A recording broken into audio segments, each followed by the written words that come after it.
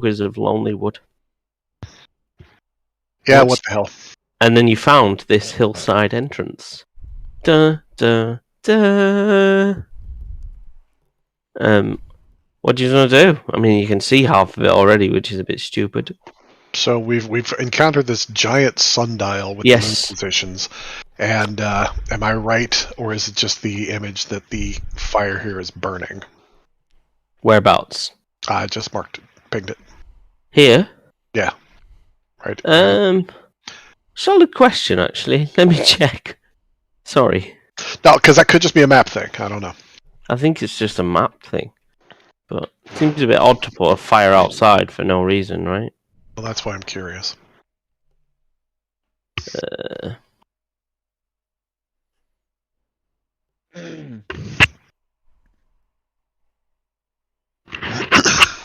Okay, so you've got...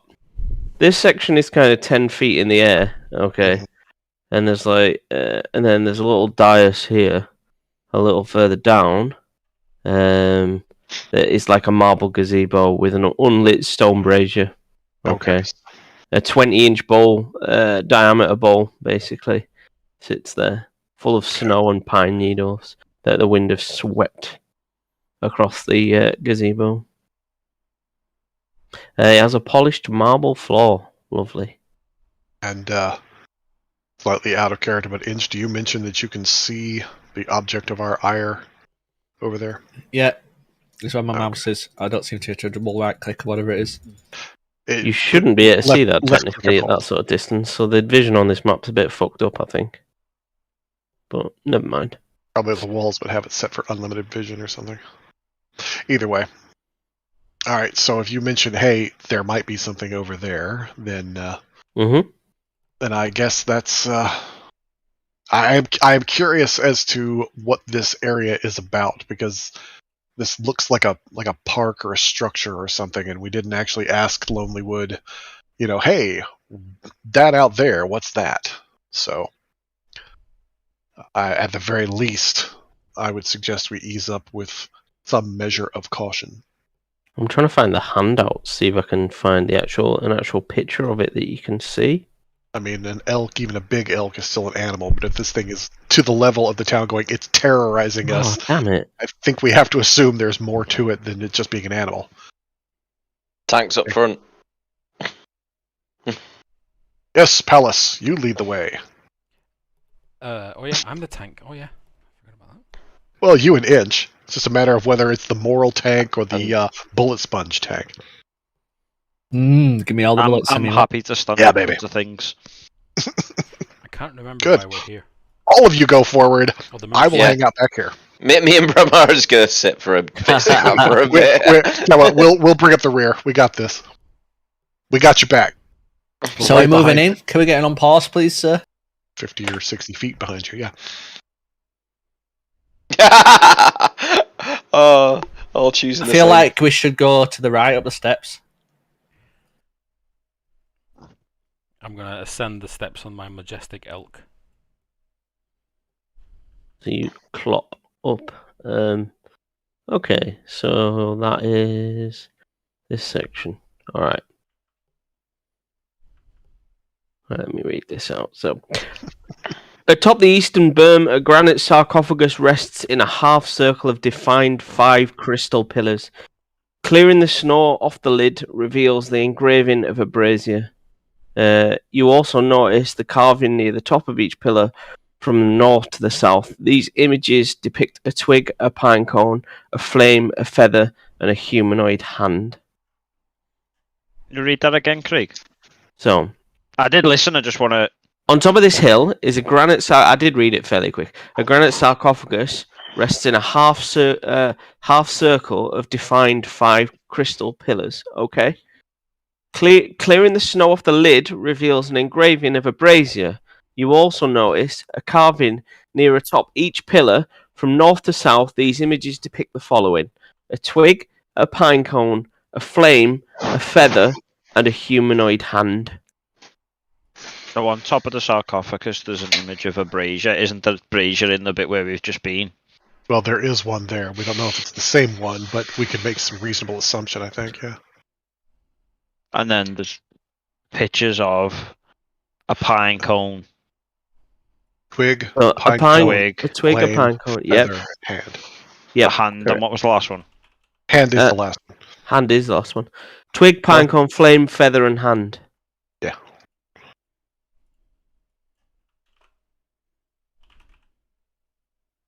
What can we see from up here about these this line of statues? Or whatever they are. Nothing really. Just more trees and snow. There's not a huge amount to. So, Thing- can we jump down from this, or do we have to go back around?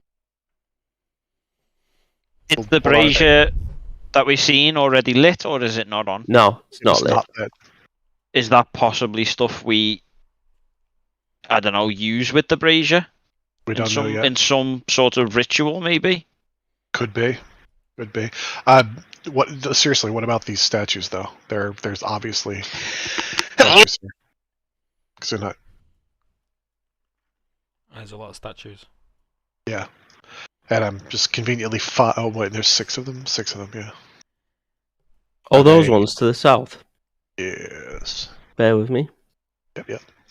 There's more of them to the west as well. The other side of the sundial. Oh yeah, I can just see one. You're right. Thank you. There's one Okay. here and 6 here. elevated white marble statues arranged in a line depict slender, robed figures facing northward. The engraving on their faces has been worn by the wind, but pointed ears of the statues make it identifiable as elves. And, Apparently, yeah, I can't go on video. Would? As you say, there is at least one up here on the end, and some around the other side too. So let's keep an eye on them. Well, if we don't get into a fight, I may go check those out. But Okay. There's another statue to the north of us. No, northwest. Did we count that one?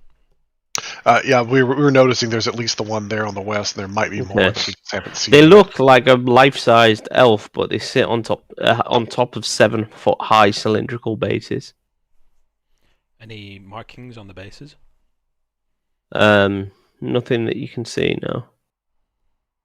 They're all facing north. Roughly. Ish. North-ish. If there's nothing, well, obviously this one isn't the one that's to the north of us, because you can see it's rotated differently. At least according to the map, we'll take that as you will. If nothing is an immediate issue while y'all are looking at the sarcophagus, I would like to head down to the first of the statues and start giving it a once-over. Yep. Okay, do you want to give me an investigation check? Can do that. I don't see much of anything. High It's inch. very worn. Yeah. It's been weather worn for quite some time. You may even say centuries. One might say. I'll work my way down the list of the statues as it's my turn. They're all remarkably similar in a similar condition. To be honest with you, Frank. All right. I character-wise, I give them a once-over to see if there's anything to be seen. If there isn't, then okay, that's fine. Yeah, they're all fairly much of a muchness. They're very similar and all kind of facing the same sort of direction. All right, fair. And that's what I'm up to. Tag. Craig, do you say there's an engraving of a brazier or a brazier with an On engraving? top of the sarcophagus, there is an engraving of a brazier. And there is also a brazier in the northern gazebo. So, Can I give the brazier is here, okay, and there is an engraving of a brazier here. These trees, would they happen to be pine trees? They are pine trees. So my next question is, who here has a hand that's spare? Who has a spare hand? Spare. Oh, I don't know. I can check my backpack, but I don't think I Someone brought my give us a spare hand. I think that He just left the channel. You had to know that joke was going to happen, dude. Come on. I have quit. I think that we need to burn these things in the brazier up here. In the brazier. But I'm not going to give up my hand. Burn your I mean, brazier. is that a like a human hand or It looks a humanoid, clock yes. hand? Maybe it's like it means something else, if you know what I mean. It looks dunno. humanoid, 5 fingered hand. Okay, It could go on, mean Frank. like a human hand has to place the objects in there, Peter, maybe? I can't guarantee the efficacy, but I can get us a hand. Oh. I'm not certain if it will be the kind that will work for this, but if we have to, Can I examine the sarcophagus, Craig? Yeah. Is it that of a frost giant? No, it's humanoid size. I mean, maybe you just have to have a hand upon that when you have the other bits on their bits. It may not be a hand that is consumed by whatever happens. I rolled a 13. Okay. Yeah, it's a humanoid size style sarcophagus would fit someone of around 6 foot tall. Can I open it? You can try. What check was that? Strength? I'm not even going to make you do a check. So you try and push straight away with all your might, and it just doesn't. It won't budge. Perhaps use the hand to put the pine cone, twig, and feather into the brazier and light it on fire. Including the hand. Well, I'm really trying for one of us not to get burned, but yes, possibly Okay. including. What hand? Can someone do? Can give us an investigation check, all of you. Group check. Crap.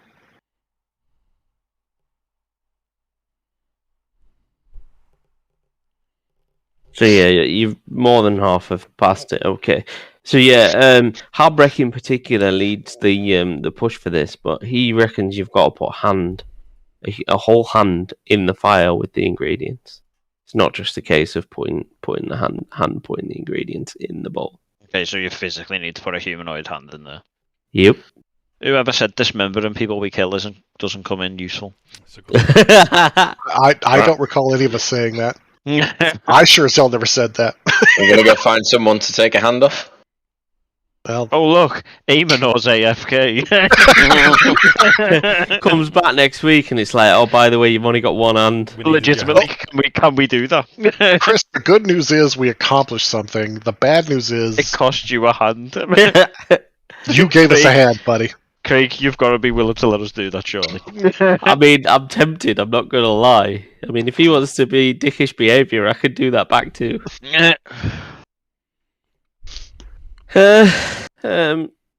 Yeah. So that's that. What do you want to do? Should we investigate around further Yeah, around? maybe For what we we can. actually came for? Maybe Yeah. we'll find someone here of some description and we can chop the hand off. Take your hand off. Yeah, I agree. Let's Excuse note me. all of this, but move In a along. totally non-murder hobo way. Yeah, Yeah. sounds like it. Most non-hobo way. Sort of non-hobo.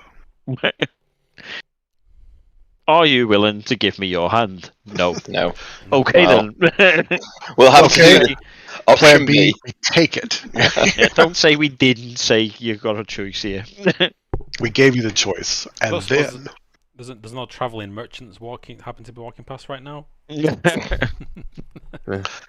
go. Listen, barter I for do a want hand. something from you. It's just not on the menu. Do you I have can a just see secret menu? Brahma jumping out, stand and deliver Uh, your hand or your life. Chicka, chicka, chicka. The rest of you jumping in from the background with a yeah, I was gonna say, if so, you guys have to get in on it. Come on, that's all I'm asking. Okay, maybe we'll put this on the back burner. Okay. Yeah, let's note it. Yeah, we'll come back to it. We got more to check out. Razor. Okay. Tags up front. let's, That was weird then, fuck. Oh, it's paused. Mhm. Please don't pause. Please unpause. Give me 2 Help seconds. me. Yeah. Please help. Help, I Lilo can't Dallas move. multipass. I want to go around the back first. Oh, Well, Frank's typical come down inch. here, hasn't he? He's Yeah, I checked was out gonna these say, I'm statues. down there checking out the statues. So could we see this giant sundial? Yes. yeah, it's When pretty you come hard in, to you miss. will. Yeah. No, sundial's a big arrowhead. Is this a door? Oh, get off that door, you. Kicking the doors to open them. If you right click it, Craig, you lock Yeah, it. I've done it. And now you understand why he keeps the game paused so often. Just gonna frickin' lock all the doors. Well, and then, I can run. You can 40 only feet at a open it time. when I say so. It happens. What are you going to do? Right. So you step up to this point. Rising from the center of the circular depression is a tall, triangular crystal. No, what do we call this? Gnomon. Gnomon.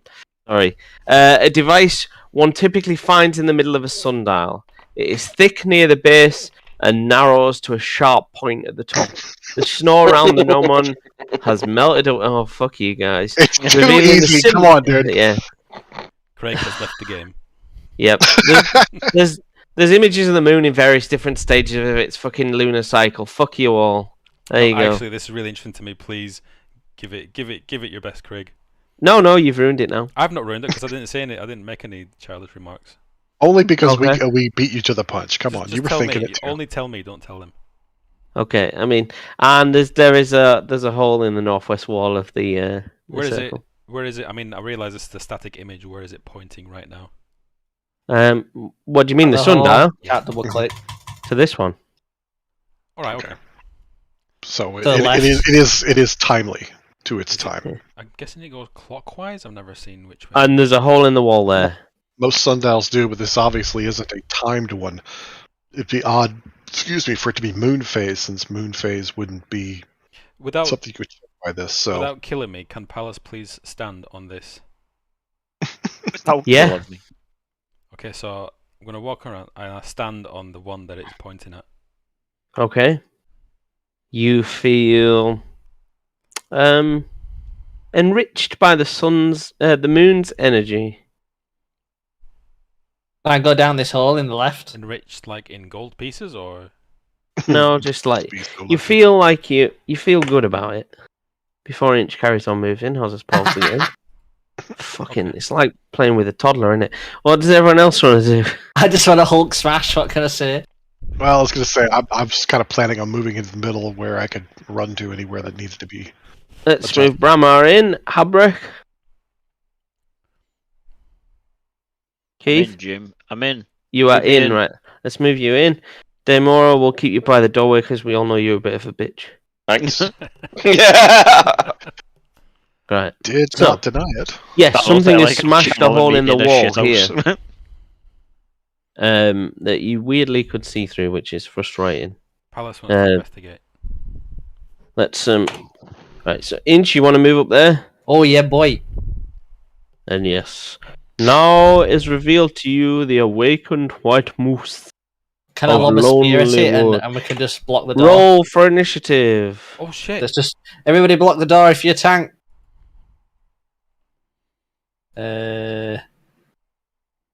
Oh, Have have I got inspiration? I do a roll for initiative again? Is it right click on myself? Right click. It just and the two swords and the shield. can do that, or on your character sheet near the top right, you can just click initiative. Oh, that. I can't remember if I've got inspiration or not. I think I did. Can you use inspiration to? I don't know if I had it. Never mind. I thought I did. Does anyone speak Elvish? I don't know if it's Dwarvish I speak. Character sheet, attributes tab.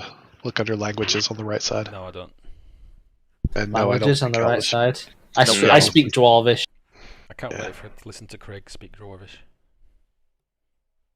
Well, you'll see. You'll see that at some point. Was that Spanish? Well, you just went kefefefepe. Thanks. Scorchio. El Scorchio. Let's have a look. E6. Oh, that one. Okay. Does anybody speak Elvish? Nope. Doesn't look like it. Common, dwarvish, and giant. I don't know about. That's such a shame no one speaks Elvish. I've got. There's a whole section on this that's just wasted. Does Oh. Aemonor speak Elvish? Fuck your story, what a kill. I'm kidding. Fuck you, Inch. You just want to stab everything, you weird little murder hobo. Does anyone Okay. know if Aemonor speaks Elvish? Aemonor can get fucked. He's dead to me. Okay, that answers Give that us, question. give us his fucking hand. Yeah. In fact, we take both so we have a spare. I'd case say you he wanna was do it being again. passive aggressive, but There's nothing passive about that. yeah. Yeah, and you step into this doorway and you see, the white moose that everyone speaks about. Taunt it back. This is a spacious chamber, basically. It's littered with bones. Then there's a few smaller animals in there, like small foxes, hares, that kind of scarper as you step into the entrance. There you go. Can I lob a javelin at it, please? Let's have a look. Mother. Where are we at? We'll start with you, Inch, that you were the first one to step in. So, sorry, Brammer, it means that you're going to end up being last, despite having rolled quite high. That's all right. That's all right. Okay. 17. Is Fuck that no. enough? If it says it's not, I'm running. It's enough. It's enough.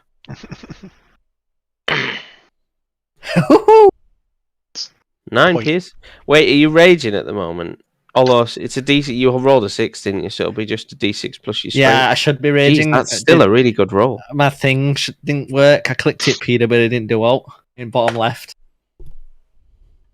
Let me manually deduct it. Speaking of which, quick pause. Peter, Yes, I should be raging, Craig. So early could you this please week- add that additional one? I'd Yeah. like to know your Please. macro for the rage thing because I'd like to use it for my barbarian. If that's cool. Let me just try it again. There we go. You set up a rage macro for Inch. I'd love to know what you did with that macro. Wait, it's in the- deducted barbarian 2 now. number. Fuck. If you look in the compendiums, Okay, I'll see what I see. there is compendiums under macro. There is one called Macros D&D 5e. So Inch crests the corner, and you just see him pull a javelin out and sling it into the entranceway. So everyone else want to do? Daemori, you're next. Yeah, I'm gonna move up to a position where I can actually see what the fuck's going on. I think I got that right. Game's paused. Game's paused. Sorry. Yeah. Did he hit the moose? Are you throwing it at the moose? Oh, I still can't see anything. Yeah. Great. Well, who else would he be throwing it at? Murder hobo. Has that Since- worked? Since I can't see anything, I'll cast mirror image. You cast mirror image. Okay, that's Yeah. fine. And Sorry. that'll do. That'll do. So next up is the moose. Can this moose breathe water by any chance? It's a moose, Peter. Okay. Most Literally a moose. meese cannot. It's loose. Are they referred to as mooses? Mises? I just was being a dick about Mice. it. Yes. I suspect they'll still be referred to as moose, regardless singular and plural. Okay. It charges at you, Inch, smashing across the bones and carcasses of the stuff it's recently been eating. And does... And I scream, Hodor! Did you wait the entire session for that? I hope so. Because it was worth it. It was totally worth Hold it. on! Get these dice out. I'm ready with Stone's Endurance just in case.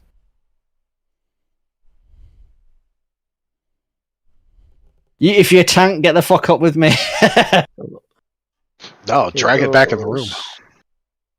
That way y'all can all Can it surround even fit through this door though? Look at the size of it. 19 points of damage to you, Inch. Okay, so I'm gonna half that because I'm raging. Uh-huh. Get my calculator out 'cause I'm being... So And- round it down to 9. 10. Oh, rounding up now. Oh, Oh, it's round down in the beginning. All right. We'll say 10. Let's say 10. It's fine. All right. I'm not going to use Stone's Endurance on that. Okay. Next is Habreg Fohammer. You see this massive white moose basically just fill the archway that Inches kind of I can't get in Smash. there to attack it anyway, can I? You could attack it diagonally from like here. Do that then. So I will use. Do. Can't remember what my thing's called. Sorry. I like this music. It's a generic one that Peter already put on there for us for combat The music. Grey Hunt. Yeah, felt like it was appropriate.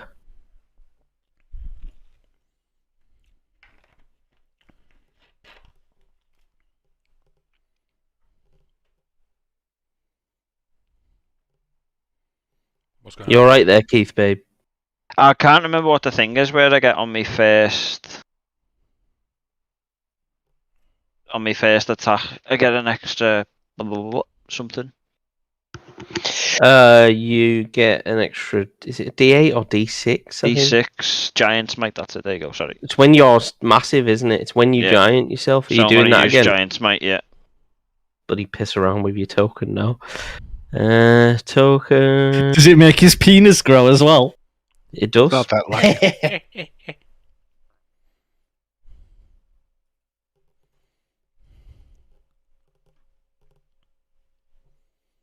There you go. So you grow into a massive dwarf. Bigger than an inch. Okay, and then I'm going to attack my battle axe. I feel like I should use my enlarge power just to have both of us look down an inch and giggle a little bit, you know. I thought you were going to just make him even bigger, like scale him up to, what is it? Goes It only large works- then huge, yeah. isn't it? It only works on self as a Durgar. Oh, It's a- oh yeah, of course, it's a built-in thing, isn't it? That's a hit, mate. Doesn't mean we can't go up there and then just look down and go, "It's okay, little man. We'll take care of this," you know. Oh, nice. 12. Nice. So you hit it for 12 points of damage. And then Okay. I have extra attack. Yep, you do. Oh. Go. And he crits. Nice. Smack. For another 11. It wails in pain as you start absolutely slugging on it, Habrek. Okay, and then I'm going to use Action Surge. Okay. And hit it again! And I'm going to hit it again. You can make one additional action on your turn. Yep.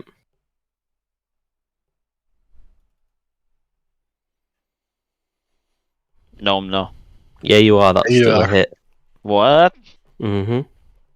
It's only a moose, man. It's not wearing armor. Yeah. And another 8. Yep, and your last attack. Badly injured, it's almost fucking dead. So when you action surge, you get your attack action, which constitutes 2 attacks, so you actually get both. So you get 4 in total, but you only get it once per rest. So I get that again. Yeah. Yep. And you're still going to hit on a measly 11. It's Crit. It's 11. almost fucking dead. So you hit it again, and its legs, start to buckle. It's really hurting. You What'd I do there? absolutely just roar and wail on it with your battle 20. axe. 23, 31, Palace. 42 damage I did. It's okay, meaning of little life. man. Master of the tides. Lord of the underwater. Glorious pontificating buffoon. Oh, sorry. Wrong movie. Palace is gonna cast Wrathful Smite. Yep. Is that a bonus action? It is. Yes, it is a bonus action. Okay. And he's gonna shout, "A dirge shall be sung tonight!" as a whip cracks over Inch's head and on at the moose. I don't know how you got it over his head. I'm Yep. standing on Taller an than you. elk. I mean, it is large. To be Oh, that's fair. true. I'm If on you're an on the elk. elk.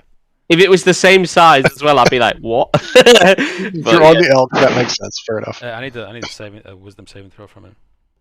Be wise. Oh, wise thing. What's the DC? 13. Let's see what its wisdom is. Aye, sir. I mean, assuming I hit Yeah, I mean, think I what do. did you roll? 20. Oh, yeah, you hit. It fails. So I do 6 slashing, plus 1d6 psychic. Yep. There we go. So that's 12, and then I'm gonna smite him. I am gonna smite him. Yeah. With Might be, with oh a mighty smiter! divine smite. Extra. Is it? It's not undead, is it?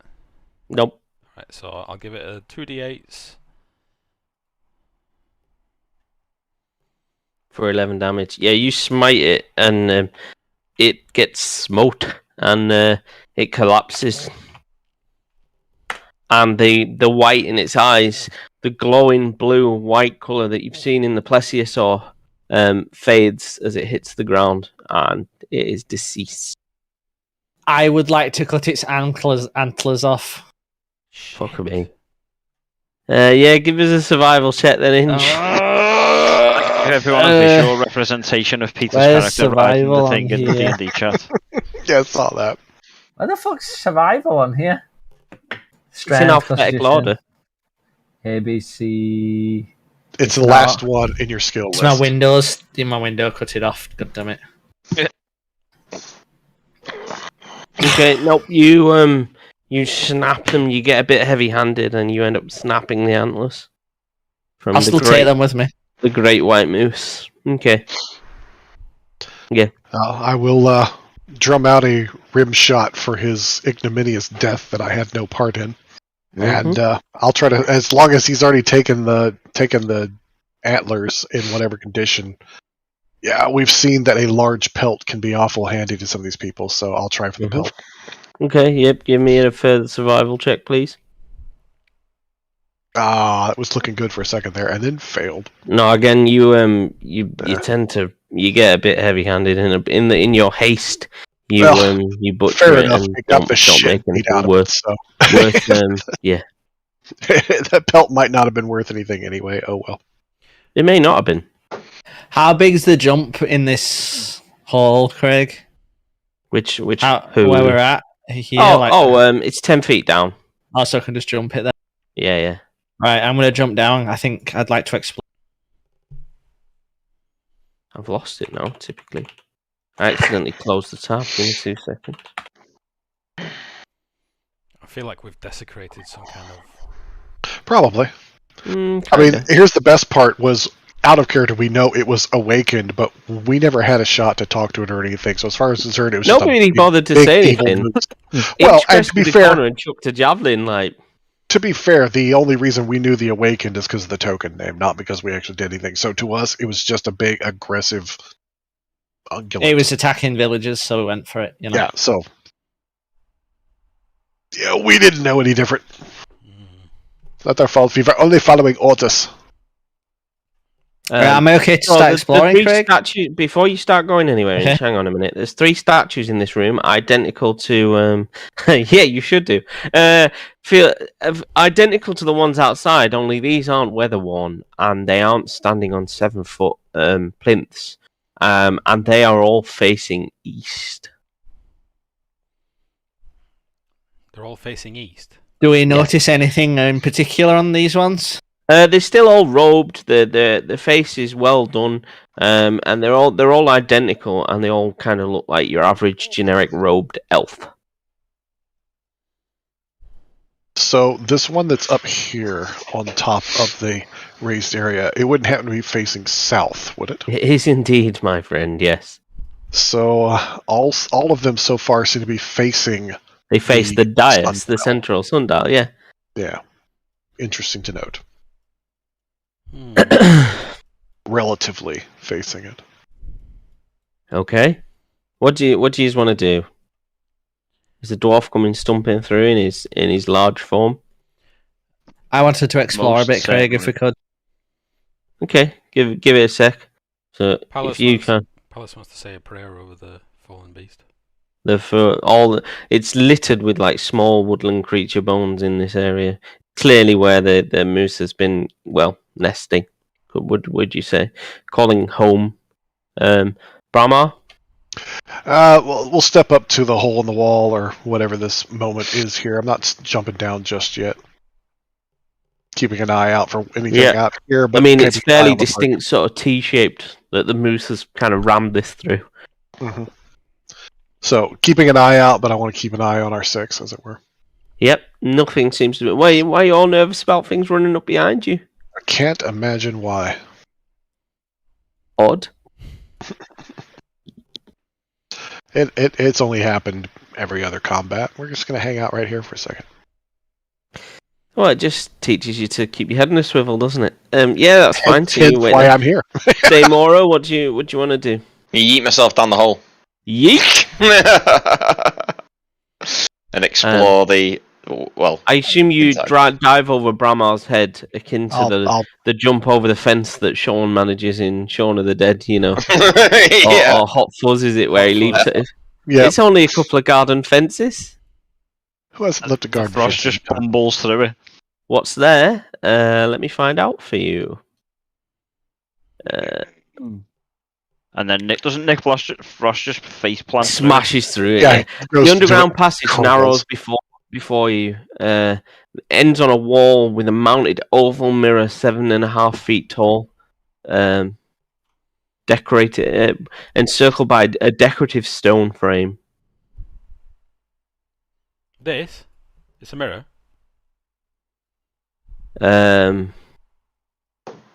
Yeah. Where are you looking? Sorry, I'm reading something and you're clicking there. Yeah, that's a mirror. That's a mirror at the end. So we're going to put you there. Inch, do you want to move around a bit? I want to go up. I want to go up. You want to go up that way? Up here? Yeah. Okay. So, yep, you come to another door here. Do you want to open it? Yep. He's trying to separate us, guys. Not having to try very hard. I'm not even having to try. You're just separating yourself. So there's a book on the table or something? And a sleeping bag? Give me 2 seconds.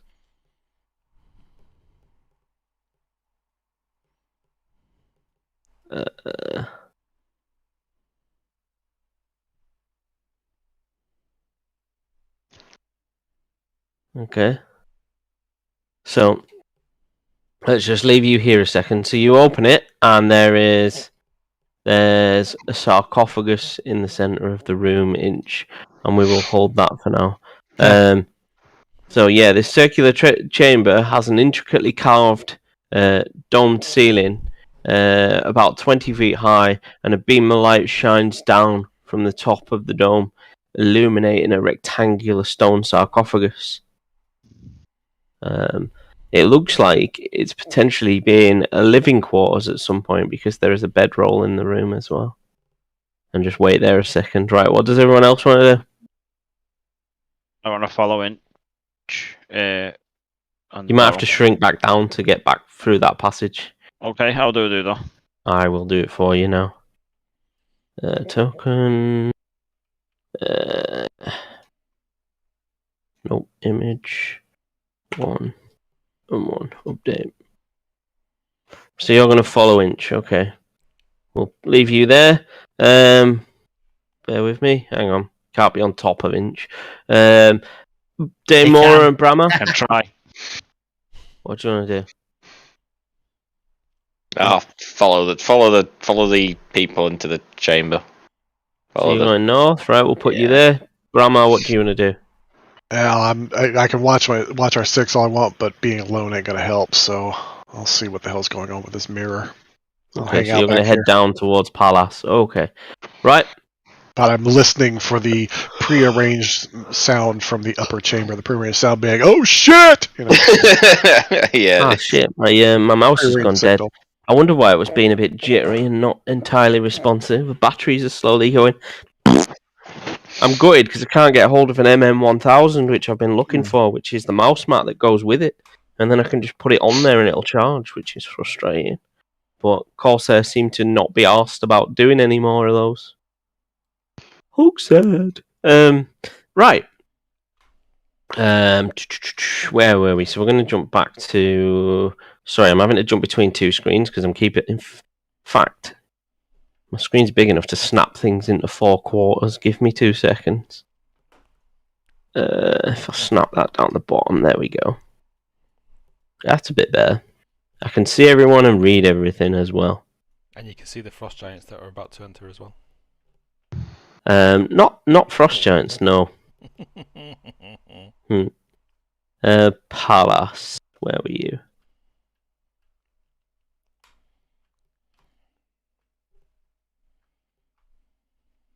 What are we looking at? Yeah, that doesn't work as a quote. I'm looking at the mirror. So it says something special about this mirror. What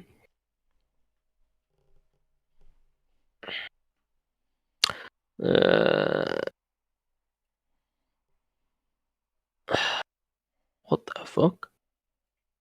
Okay. Alright. There's not much more to tell you about the mirror. Just a rather fancy large mirror. And on that note, can we all roll for initiative? For 2. Hey, look, I got a 20, really. Oh, no. But... No, really. Against whomst? You don't know yet. I just know that I'm in slow motion. Alright, let's put that there. Okay.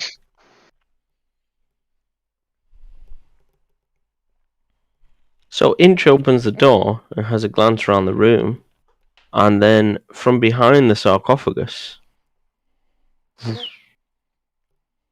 pops up a woman.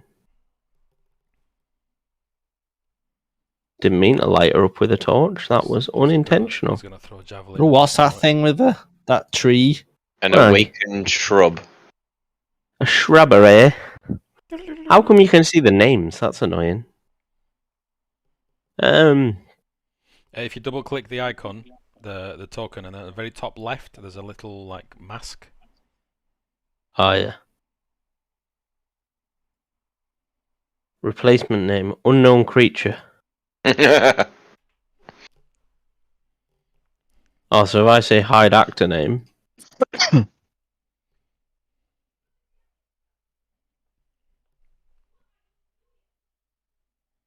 Has that changed? I can still see awakened shrub. Ah, I saw it. And Okay. Ravis, or whatever her name is. Yeah, indeed you can. Okay. Probably have to take the token off the board and put it back on after you've changed it. Might work. Potentially, yeah. That's all right. We know what it is now.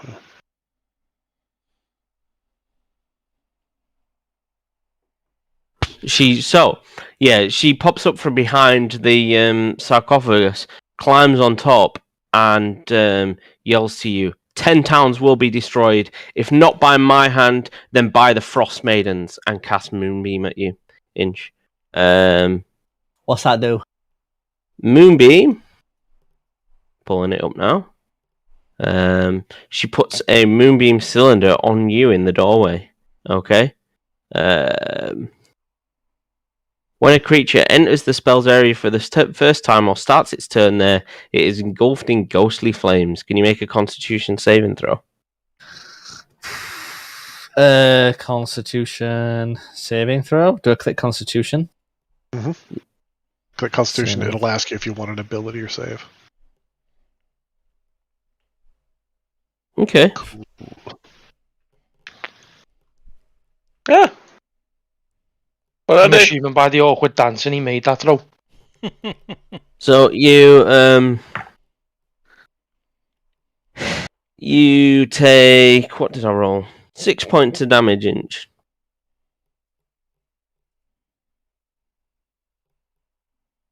There you go, David. Yeah, Peter. Done. Mm-hmm.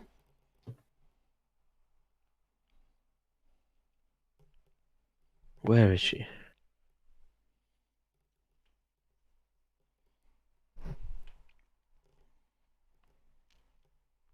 Open that. There we go. Ooh. What happens if I go in the Moonbeam a second time? You just keep taking it. Basically, I want to move out of that then. Yep. More or less. And that's in the door. That's on Inch in the doorway. That moonbeam. No, Oh, she throws something at you as well, which I didn't even realise. My bad. What's your armour inch? 15. Okay. Okay, she hits you.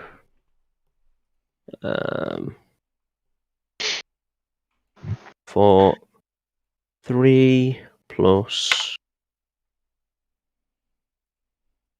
So she hits you for 3 slashing damage, which you can half, so you can take that down to like 1, right? And but she also hits you for 4 cold damage.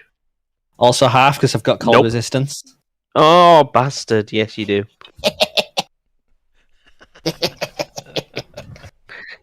Yeah, so you can half that.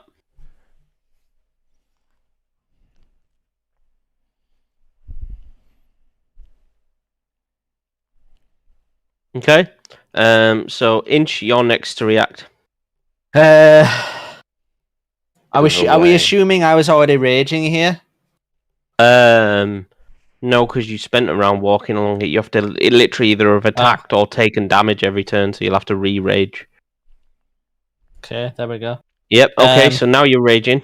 So I'm obviously gonna step out of the sun thingamajig or moon thing. Step Yep. away. Game's pause, Craig. Step away. Yep. Do I want to step away or move in for the Step attack? away. Metagaming. Yeah. Yeah. Shut up, Daryl. No, sorry. Do what you want to do, Inch. Do what you want to do. No, I'm gonna step in. Fuck Daryl. I mean, it What? makes more sense for Inch to. Yeah. That's Not the both, time of to those, be. both of those things, I'm okay with that. What? So I don't need to measure that. I know I can just. Yeah, move you can in. reach. Where you going? I might regret this. I'm gonna stand right next to the bitch. Okay. Yeah, so you charge in, jump on the sarcophagus yourself, and yeah, Great go for axe. Come on. 18? it. Yes, that's a hit. Okay. Plus 16, and I'm going to do my bonus attack as well.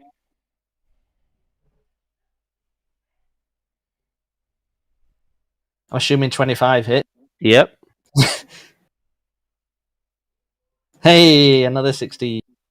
So you slug her for 32 points of damage. Okay. Nice. Still says she's uninjured. I'm a bit worried. Oh, there we go. I'm like, holy shit, how much health has she got? Now we have a problem. Yep. End turn, please, Craig. Daemora. I'm gonna use a magic quicken spell. Okay. Ah! Why'd I click it twice? Don't do that. And I'm gonna use I'm gonna use Chaos Bolt on this awakened shrub. I can see through the door. Sweet. That won't hit. It says it did. Oh, wait, it does. I thought 9, surely not. Apparently that's 9 enough. hits? It's just a shrubbery. Go fetch Just me a shows that he's shrubbery. making up as he goes along. Are you using fire on this shrub? Well, Yes, he's got a choice. I am using fire on this shrub, Alright. and I'm hitting it for 14 damage. Okay, yeah. It bursts into flames and you destroy it. Oh. Well, I can't see the other one, so... and I'm assuming Alright. I can't move before casting Yeah, again. you can move. I can move. Okay, sweet. Then I'll just move a bit further in. Target the crazy lady. Mm-hmm. Hit her with a good old firebolt. Maybe. Yes, I will. I love the animation for that. So simple. That was. Nice. How did that do 19 fire damage? I think we went through this last I time, took didn't too we? much off there. She's not nearly dead. Sorry. Because you're at 5th level. Firebolt Yeah. does 2d10 now, yeah. Fucking God. Cool. Okay. And my turn. Palace. At the sound of sound of trouble. He's there on the double. 20, 25. I'm gonna dash. Mhm. 30, 35, 40. No, you're Wait. stuck. 30, 35, 40, 45, 50. Don't forget, if you move there, you're going to be in It's the double sunbeam, movement the if you move. moonbeam. If you yeah. I've Oh yeah, you're pressed in the it. moonbeam as well. Am I? Where is it? Yeah. It's literally where you're stood here. Oh, I didn't see the template. Well, I am there now. Can I do the bonus action spell, even though I've used my action to dash? If you use your action to dash, you can do a bonus action spell, as far as I'm aware. I'm going to cast Spiritual Weapon. Can you give me a Constitution saving throw? Yes, I can. I am constitutional AF. Sometimes. You failed, so you take 17 points of damage, Peter. What? Mm-hmm. You hit me. Okay, and use spiritual weapon. Yes. Where are you summoning it? Spiritual weapon. I am gonna summon it. What's the distance? 60 feet. I'm gonna summon it on her. Is she undead? No, she's not undead. For the purposes of when you cast a spell, you can make a melee spell attack. Okay. So I'm gonna spiritual weapon her. Mm-hmm.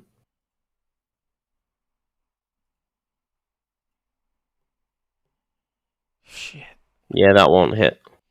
Okay. That's my actions. Habrek Foehammer. Can I attack? Move up to attack as the It's room? double or- movement to move through Peter, so it's 10 feet for that square, 15, 20, 25. So you can get to the edge next to her. Basically, you can Well, I literally can't get attack to. her this round. No, you can do. You can make it to there. And he Oh, does okay. con save as well. Yeah, he'll have to do his con save as well. Right, I'll do that then. Okay. Constitution save. Yep. I So think you you take passed. 3 points of damage. How much? 3. Okay, and then I attack her. Mm-hmm.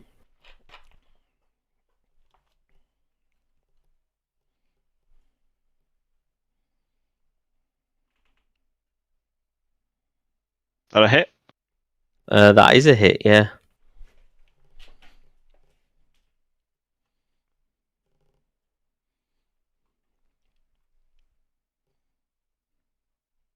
And then extra attack.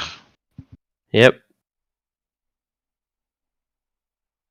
Oh dear God. That's not a hit. Oof. I love that it Bram- still claims an attack hit. Bramar Caskhelm. Okay, well, Palace just ran past me at high speed. I'm like, I guess I should go catch up to all the idiots here. 1, 2. Oh, fuck you. You can use this space, but yeah, it's blocked after that. Basically, it's double movement to get through. 4, 5. 4. Yeah, that would put me 1 square inside, and I'm not getting in front of the one of my tanks, i.e. Palace. So I'll take this opportunity to simply throw Bardic Inspiration upon Palace. Yes, thank you. Okay. Yep. And that's me. Alrighty then.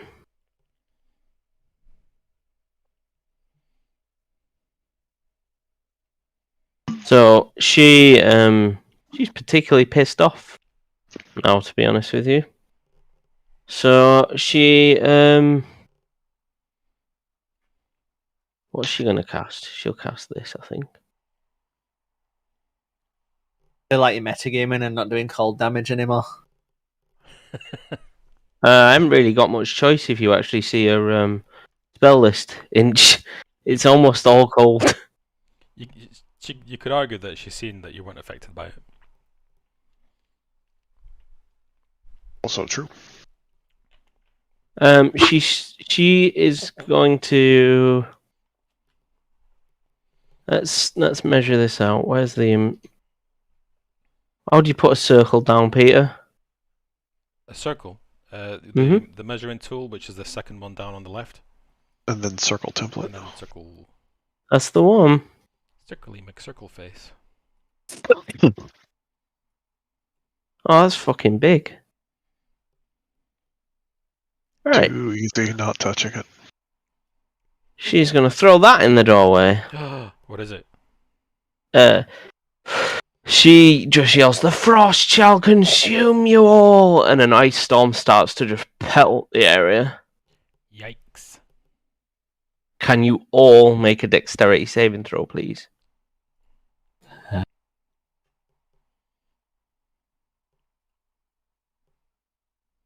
Me as well back here? Everybody, yep. Okay. Ooh,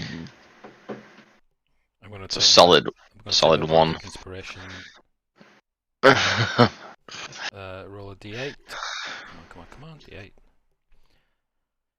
That gives you 8 temporary hit points. So I rolled a 17. In Palace, you now have 8 temporary hit points. Have I? So, Nice. failed. Palace is fine. Daemora failed. Brahma failed. So, Peter, you passed. Albrecht, you passed. And you take... So that's 6 plus this. 7. So, you take... Where is it? Let me just work out what's what. 7 bludgeoning damage. All those that failed. All the way back in this hallway. Yep. It reaches. We won't go into the physics of airflow. Nope, it's magic, Frank. Do you believe in You're right, it is. magic? So is that it, Craig? So hang on, 7 points of bludgeoning damage and 10 points of cold damage. So I take half of the bludgeoning and half of the cold. No, half the bludgeoning, but you take the full. Why would you take half the cold? Because he's resistant to cold as well, because he's a bloody cold resist- Goliath. Yeah, that's right. Yeah, That's right. and rage gives me bludgeoning resistance as well. Well, yeah, no, I rage. I forgot about the Yeah, so you take half of everything, Inch. Daemora, you take the full lot. The 10 cold? 10 cold, yeah. Okay. And then she gets to do 2 attacks as well. That's nice. She's going to do 1 on Harbreck and 1 on Inch, I think. In an attempt to defend herself. So, Harbreck, your AC is ridiculous, isn't it? No. Yeah. I don't think a 15 is going to do it, though, is it? No. Yeah. And Inch of 7 is certainly not going to hit you either. But yeah, she's quite distracted from the blows coming in from all directions, and is unable to connect thoroughly with anything. Inch, you're next. Dishma. Is that a hit? Yep.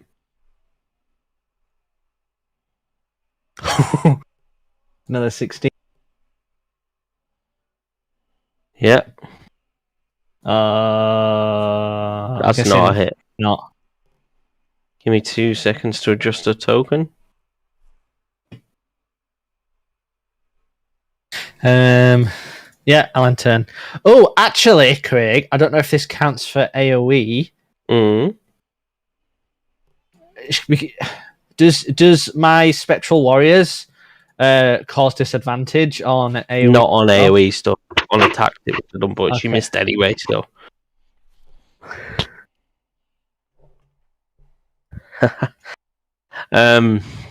Right, okay, so next up is Daemora. I'll hit her with a Scorching Ray. 9. With... It's 3, isn't it? It is indeed, yeah. Da, da, da. 2 Okay, of them that's hit. a hit, that's a hit and a miss, yeah. So 5. Oh. 14 points of damage. That hurts her, visibly hurts her. And then I'm going to do the really, really classic running away. Out of this zone. Brave Sir Robin.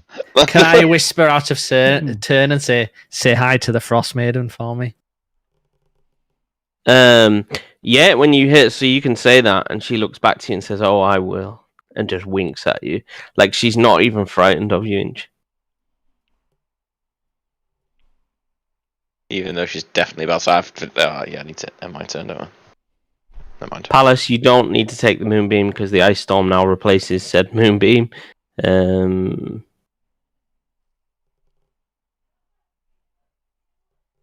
Okay. What do you want to do, Palace? Palace is gonna stroll up to here and is gonna say,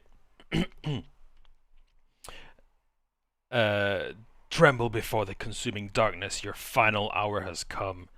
And I'm gonna whip her. Okay. I wait for Whip a this girl. roll now. What are you waiting for? Don't fuck up the roll, Peter. Why would I fuck it up? You fucked it up. So And you I'm gonna bring it back around though, yeah. because I have 2 attacks. I'm gonna do the same thing again. Oh, 12. And fail again. No, that hits. That hits. Nice. Where's my? Does it? Yeah. Says in the thing it doesn't. Oh no, it doesn't. Shit, no, it doesn't. So you got a whip her, and she catches your whip midair, like, and just looks at you like, "Ah." And I command my spiritual weapon, which is in the form of like a shimmering, watery hammer, to also smash her to bits. Yep. Which is it my spell book? How do we do this? I don't know how you How do do you spiritual reroll weapon. I've spiritual never done it on Foundry, to be honest. How do you reroll? You reroll.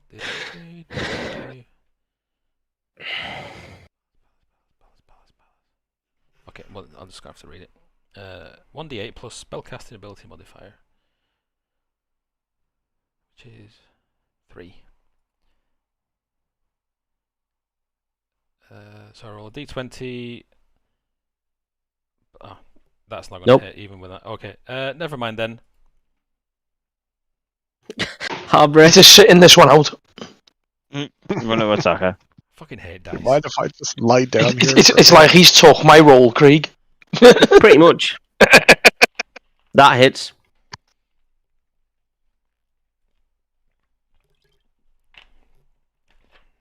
And then extra attack. Oh, that's enough. So you cleave the battle axe through her, and as you make contact, she just turns into a cloud of snow and just blows away in the wind. Combat What? over. What wind? There's no wind in this circular room with a roof on it. There's a sleet storm going on. I mean,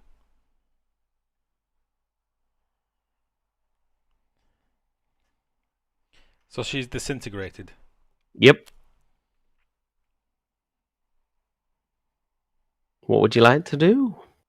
I'd like to get question is- my abilities. Is there anything in this room? Get her back here.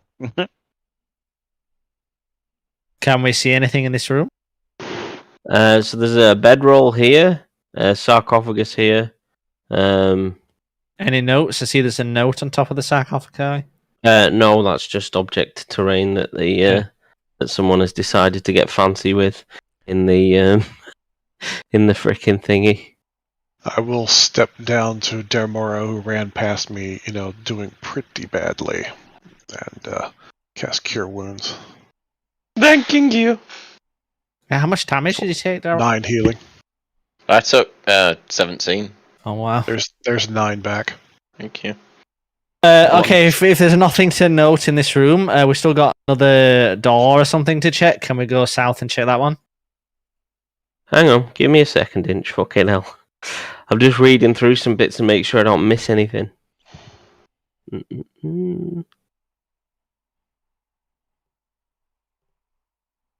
Okay. I also give myself back 11. So, have a look.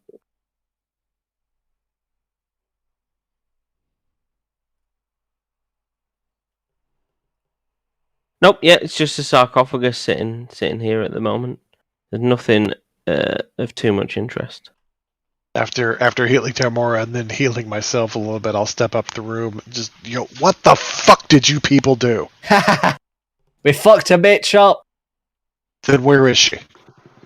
She vanished. She disintegrated. So you didn't kill her, she got away. Well, she ran away. So she She's got a away. coward. She's a coward. Who was in the room? Palace, Harbrech. and Inch, really. Okay, give me an Arcana check, all three of you.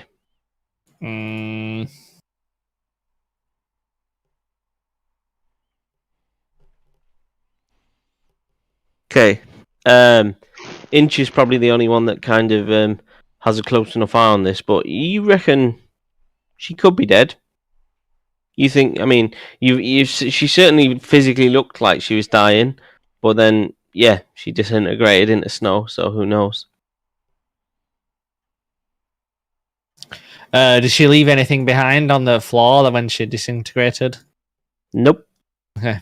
All right. Yeah, I'd like to head south, please, Mr. DM. Okay, fine. I want to check her bedroll. Yeah. Peter wants to sniff her panties. I was gonna say, don't sniff for it. God's sake. Fucking hell, Inch. You always have to take it to that toad. Hey, to be fair, I was about to say don't sniff it, so we're on the same page here. So you find a small letter tucked underneath the bedroll, Peter. And it reads, to my beloved sister, how I've missed you every day since you've been gone. I will do everything I can to maintain your memory and hopefully one day gain enough power to bring you back. So that's an unsent letter? It's like she's just scribbled something to herself, basically. Like her own note to her own sister, as if her sister could read it, but is clearly dead. So she's crazy. Okay. Can we open the sarcophagus? This one? I know we Yeah, can yeah. open the other one. Do you want to give me a strength check? Do you want me to come back and give you a hand? I'm going to help. As I see him straining. Oh my god. Really Yikes. Okay. So if you said you were going the other way, Inch, so you're going the other way, mate. Never mind. Can I not come back I'm and give coming him to a do hand? this because you said that. You're down here. Okay. So Palace, how did you get on? 10. Yeah, go on. So yeah, it takes a bit of time, but you manage to crunch the lid open, and it grinds across the top of the sarcophagus with that solid, like stone on stone sound, grating sound, and the stench of death fills the room. Yeah, there's a corpse in this sarcophagus. Does it have a hand? Does it have a hand though? It's an excellent question. It does have hands, yeah. Well, we're taking one of them. Okay. Well, before you can see that this corpse looks almost identical to the woman you've just slain. That's the sister. Possibly She's her just wrote sister. to in the letter. Mm-hmm. Okay. Give us a medicine check, Harbrech and Palace. Oh, I'm glad I didn't do Oh fucking my god. medicine. 2 nat ones in a row, come on. Okay. Palace, yeah, you can tell that she's died some months ago, but the cold has somewhat slowed the decomposition of her body. Does she have freezer burn, however? Freezer burn? I mean, I hope not. I mean, you're getting quite technical on the way corpses are stored here, Frank, and it's a little bit beyond my remit as a DM. No, she fair doesn't. enough. I'm going to just say no. She doesn't have freezer burn. her tongue Fair was enough. to the roof of the sarcophagus. If we lick it, does me tongue stick to it? Oh, If you want to lick a frozen corpse, you knock yourself right out. all right. I mean, I've got some diseases for that, Keith. Someone's If you getting a really want to be disease. that adventurous, yeah. Remember, he put a disease once and didn't get to use it. He's itching to do it again. Don't give him I'm an gonna excuse. lick it, Keith, over there. Just don't. I'm pretty sure the smell of death and dead body would certainly deter you from licking this corpse. What's she Hey, doing? you don't know was a his joke. kinks. You don't know his kinks. Can we search You the don't know me? sarcophagus? There is 2 crystal vials containing potions. Okay, so can I pick them up? Yeah, of course you can. Okay, I'll pick them up then. All right. Yep. You loot this poor woman's dead grave. You horrible people. A sister's a cunt, This so doesn't even on here. begin to be the worst thing we've done so far. I was going to say it's kind of consistent at this point, Craig. Yeah, that's true. What do the others want to do? Are you gonna take a hand off her? I am going Yeah. to Have you take already a hand done? off. Good. Okay, you hack off the hand of the dead woman. Jeez. I pocket it. Right. Don't blame us. Blame years of video gaming. Yeah. Where you Break every pot, loot every chest. Yes, exactly, Frank. You kill something, you loot the room. Oh I dear. right click the hand. Okay. I'm right. Oh, fuck's sake. I take the 2 vials to deck arcane. Deckard Kane. Stay a while. And Stay a while. No, and well, listen. listen. Right. I was there all those years ago when we imprisoned all Russia. Back in my day. Yeah. Anyway, getting carried away. So yeah, what else do you guys want to do? Inch said is walked off. So Brahma, what do you want to do? Demora, what do you want to do? Should we explore south with Inch? Yeah. Okay. So you want to go into this magical room? Ooh, So did I not see anything in Yes. the mirror? nothing in the mirror. So Not it's even Not himself? even myself. You can see yourself, Oh, but no. nothing magical. I was looking for magical. I mean, I would have settled for just myself, which makes me feel better. I'm a Okay. vampire. So you guys can move up to this doorway. What do you want to do, Brahma? Daemora said he's coming this way, so I suppose I'll head that direction. I mean, this day has been so good for Bremar. the door is shut. That's better. Can it be forced open? Did you try Ooh. just opening it? Yeah. Wait, did he say it's shut or locked? Well, It's shut. it's shut. I open it then? It's locked. Alright, can I There. force it open? No. I mean, Why you can not? try. You could try it with all your strength, but no, it doesn't seem to Okay. move. It seems like no amount of strength you could put behind your shoulder would break this door. Are there any markings or locks on this door? It is engraved with a white semicircle, the symbol of a half moon, with a rounded edge facing towards the right. A rounded. Maybe So it'll it's- only open when the sun goes. Yeah, When you draw it. Well, I can't picture it. It's a crescent moon facing to the right. How many more details Yeah. do you need? Facing to Yeah. the right. None of these face to the right. Exactly. All It's right. not that symbol. Okay. okay. Alright, let's Oh, go hang look on. under Is the it pot. it's the 2 Frank's aneurysm. okay. Alright, let's go lob a hand in a pot then. Man's got a plan. Real quick, while Inch is fucking around with this door, I'd like to step down to this one since we've seen the door before. Will it unlock from this side? No, that one's locked from as well. You can't get out that way. Right. Okie It was locked when we were on the outside. Can we unlock it from this side? Is what I'm No. asking.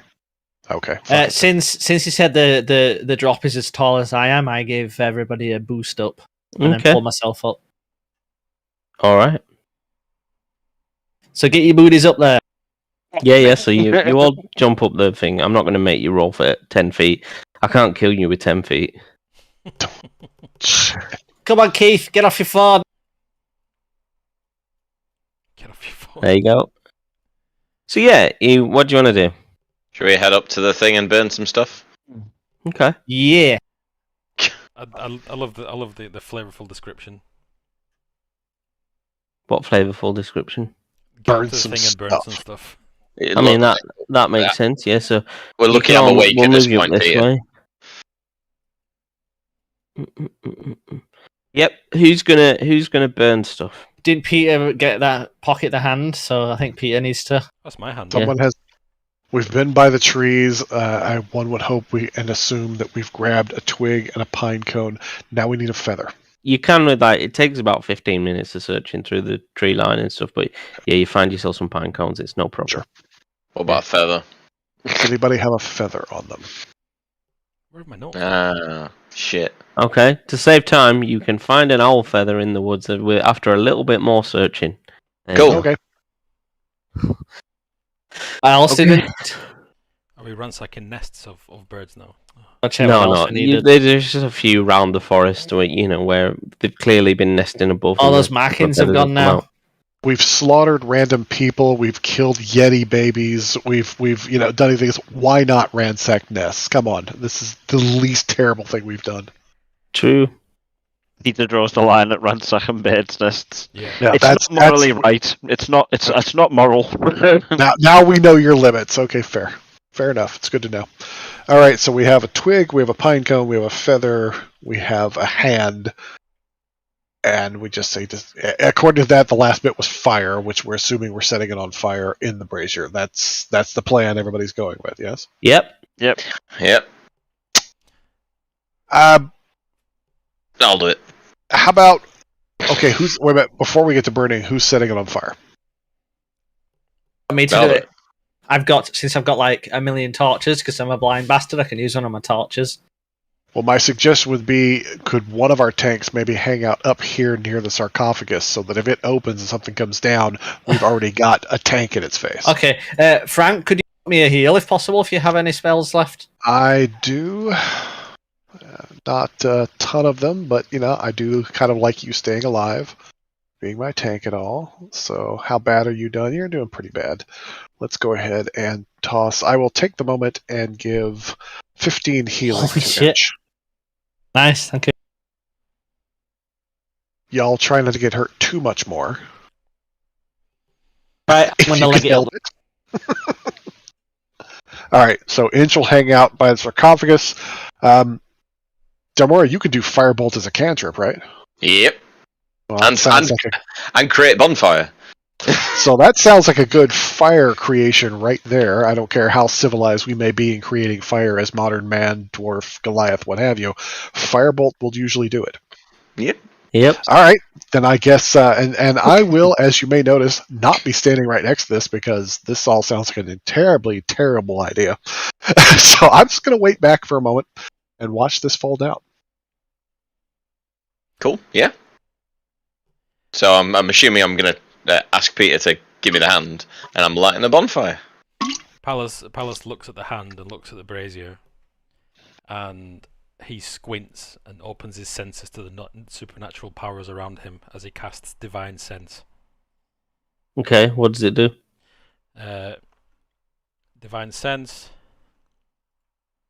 The presence of strong evil registers on your senses like a noxious odor, a powerful... All good rings like heavenly music. Yeah. Oh. So you start to get that heavenly ringing noise in your ears as it burns a bit longer. And the smoke drifts up towards the sarcophagus where Inch is stood. Dun, dun, dun. Right. What do you want to do? What do I notice anything fancy going on with this? Oh, you notice the smoke seems to just come towards you, and it just kind of shrouds the sarcophagus. Nothing seems to move, though. Can we check the little statues or the sundial? Nothing moves. Oh. Can I take a look? Yeah? As you come up towards this sarcophagus, the noise gets louder. That heavenly ringing becomes louder and louder, as you stand close to this place. Pallas is getting quite excited now. And can I take a close look at this sarcophagus? Like, does it look any different than it did before? No, it's just shrouded in smoke. I know. As Pallas is heading up there, I'd like to toss a quick bardic inspiration on Inch. Okay. I'm able to try opening it. Yeah, the lid seems to move off as if it's sat on like rollers, just easily. Okay. And the smell of where is it? Sorry, guys, I bloody keep losing it. The smell of pumpkin spice fills the air. Certainly not the death and decay you expect to smell as you open a sarcophagus. It's a young white girl in Uggs. Just close it now. And it is a woman. A mummy sits up. Yes, mummy's name is Karen. All right, leave her alone. Okay. She's here to see the manager. Mm-hmm. And it sits up and looks at Pallas. Pallas straight drops away to his knees and averts his gaze. Okay. Yeah. She looks really confused. Well, she knows you're not the manager. No, actually, you probably are the manager. You immediately caved in.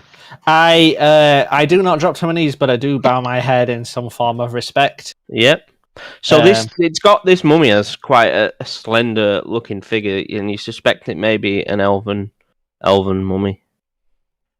And she kind of says she keeps looking to Palace, waiting for some sort of response. I look back to her, get back on my feet, and say, in my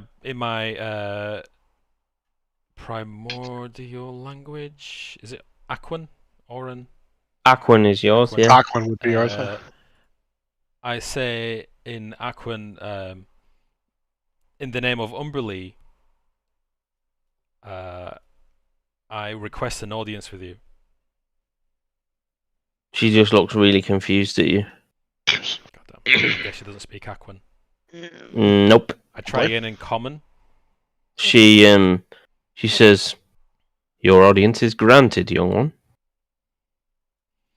I thank you. What is this place? Says, "This is my tomb. I am Sanar, moon elf of the ages." How long have you been here? She says, "What is the year?" What is the year? It's about 1472-ish. Yeah. It is 1472 DR. I don't know what DR stands for. Yeah, I think they refer to it as DR. She says,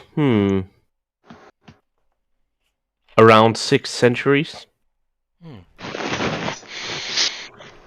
She kind of stands up and flexes like she's been in there for a long time, and stretching out a bit. What you find quite interesting is she poses no threat to you whatsoever, like you would expect to see from a regular mummy. Abra kind of wanders up the stairs, notices, obviously can gaze the fact that she's of no threat, and kind of just goes, "What's with the dead broad?" Up which stairs, sorry? These ones, he's come up here. Okay. Oh, okay, so he just doesn't know it. He's like wandered up going, what's going on, Yeah, basically. but I can obviously tell that she's not a threat by the fact that they're engaging in conversation with her stuff, so just like wanders up and it's just like, "What's with the dead broad?" Just like dead blasé about it. She just like almost robotically turns her head and looks at you and goes, rude. Always the classy one, eh? Yeah. She says, "Why would I expect anything more from a dwarf?" And I kind of like tip me helmet to that. I would like to ask her who she is, and She's already said.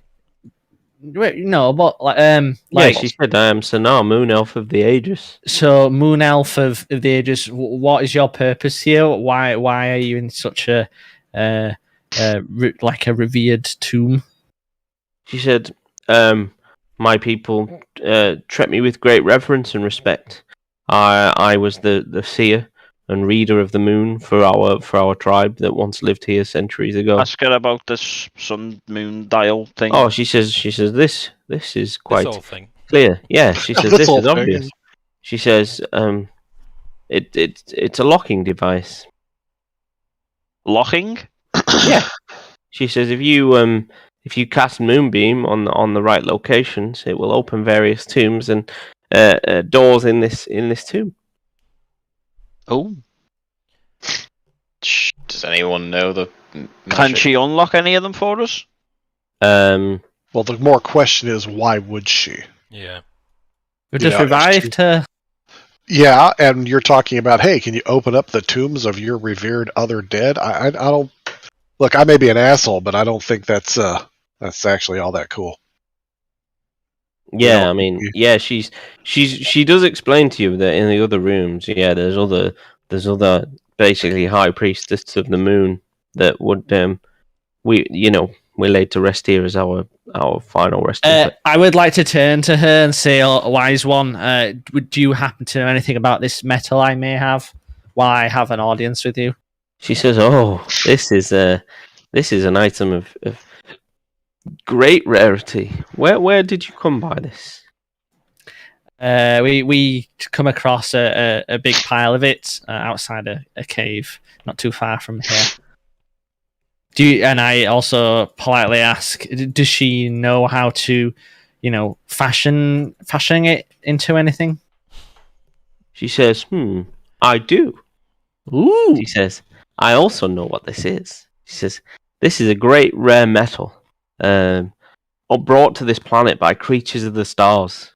And it is fashioned only by, not by fire and traditional means, but ice so cold that it will then meld into more of a fluid and can be made into items basically that way. I ask her, do you have this ability? She says, no, this is not one that we possess. Right. Well, thank you for your wise guidance. Do you know anyone that would possess that ability? Well, She kind of box for 600 years. yeah, and she toils her hands over and over, and like moonlight appears in her hand, and then she runs it along the item, and it has a beautiful shimmer in the moonlight. It's stunning. Dancing in the moonlight. I ask her if there's any way to wake up any of the other broads in the rooms the way we have with her. She says, Peter. She says, to what purpose? She's not good. I turn around and say to They're her, abroad, and then I would like to reply to that question and say, do you believe any of the other revered here would be able to fashion this item? She says no. Fuck. This is not something that Priestess of the Moon would have the certainly not the equipment or any of my compatriots would have the skills to fashion this thing. Can we ask her, does she know anything about the Frostmaiden? I was going to ask She that. says, nope. I would, if you'd be so gracious, we would like to inspect the other tomb, the locked crescent moon, as there's been some evil beings robbing graves around here. She says, I hope not. This is a sacred place. And if she'd be so willing to open the other door, we could go in and kill off anything that would be tampering. To be fair, if the door's closed, it hasn't been tampered with. Or close to us, just because we don't know how to potentially open The it. other person. Well, the other person that was raiding the tombs could cast Moonbeam. Because That is she a very good point. literally hit us with it. The people who were raiding the tombs, their mums brought them up with "Was you born in a barn?" as a sentiment. Fair. Shut the door behind him. Lock the damn door. It's drafty. Did we catch the name of the broad that we just killed? Or the ghost of it? But in between seeing her and blasting her, it didn't sound like it. No. Did she sign the letter? She says, in this tomb lays three priestess of the moon. Myself, and then she shimmers that moon glow in her hand again. She says, and my two sisters. One being, she says, one being Merrin, okay, who lies in the northern chamber, a great skilled warrior, and the other being, she says, she seems really confused and can't recall her last name. In respect to Priestess Marin, did she have a sister? She says, who was not a priestess. She says, Priestess Marin is my only sister that should be here. The reason we asked... She said, and she says, and my other sister, but she can't recall the name of the third sister for some reason. The reason we ask is that we did encounter one open chamber, and within was a woman who was quite aggressive and seemed to have left a note about her sister over the particular sarcophagus. We're wondering if that sarcophagus, which had been raided and desecrated before we got there, if possibly that was one of the priestesses and what this other woman had to do with it. I didn't know if maybe that's something you would want to know. She sounds really confused by what you're saying, like it doesn't stack up with what she's expecting to hear. So she says, "We must go investigate." I would like to quickly turn to her and say, "What purpose does the mirror Hang hold?" on, Inch. Hang on. Okay. So she's Information he's just like, rah, rah, rah, I want to know everything. So now takes you like wander over and guide her to where the other tomb is that you've been to, and she takes a look and looks inside and just she looks down and just screams in almighty pain and absolutely smashes her fist through the head of the corpse. This is not my sister. She just picks the corpse up and literally slams it against the wall like it's nothing. Like it's desecrating this holy place. The woman in here who was aggressive after we were engaged in an unfortunate calamity with her turned to snow. Whether she was destroyed or if it left, I don't know. Does that sound like something that might have happened to your sister or to anyone you know? She's an issue. She's already like shaking her head like no, that is not my sister. My sister is a great warrior. She was calling out to the Frostmaiden. He doesn't know the Frostmaiden is. She says, "What? Yeah, she doesn't know the Frostmaiden is. What Frostmaiden?" Would you know her by the name Auril? She says, "I know of a minor god named Auril." Well, that's probably who we're talking about. So she's quite emotional and still quite distraught that her sister's tomb has been desecrated like this. I pat her on the back and say, "There. Watch out, she'll fall apart." Okay, Craig, I'd like to use an attempt with my jack of all trades. Obviously, I am not Elven. I don't know the burial practice, whatever. But can I maybe pull together enough to give a few words? Obviously, this isn't her sister, but I can't do anything about this corpse. Obviously, she doesn't care about the corpse, but I'd like to at least give her some kind of closure's not the right word, but some kind of comfort that at least this area is being respected. I'll say to it as well. I'll be like, Habrech will go, because he sees how enraged she is by the corpse. Habrech will be like, "Don't worry, I'll get rid of that, ma'am," and he'll just pick up the fucking corpse and chucks it out like I mean, she treats it like trash. There's no respect for this imposter basically that's come in and is laying where her sister should be. So she looks up with both hands clasped together and just starts chanting something, and moonlight just seems to burst from her hands in a beam straight up towards the moon, and there was already a hole in the ceiling, but it substantially widens and the whole room is flooded with moonlight basically. She's almost like she's reconsecrating the area. Well, then she's got that handle. I don't need to do it. I will give a somber beat to what she's doing. And she appreciates your... sounds religious-esque. You all witness this, and you all gain inspiration from her actions of just... Ooh, nifty. You know. Yeah. Is there a way to put that on your thing? Yeah. There is. Character sheet, attributes, right side, right under death saves and exhaustion. Should be a tick box for inspiration. Oh, yeah. Didn't know it was there. She thanks you all, and particularly you, Pallas. She says, "Thank you, my liberator. You have freed me from this this slumber. And here I will stand guard." Pallas bows his head. She says, "A gift for you. Follow me." Oh. Getting pegged. So, I follow. So, hey now. Can I watch? She may not have a choice. It's pay-per-view. 100 gold pieces a minute. Get his she walks you to this mirror, and says, "Stand. Look in the mirror. What do you see?" I see myself. And you guys can all kind of stand in the background here.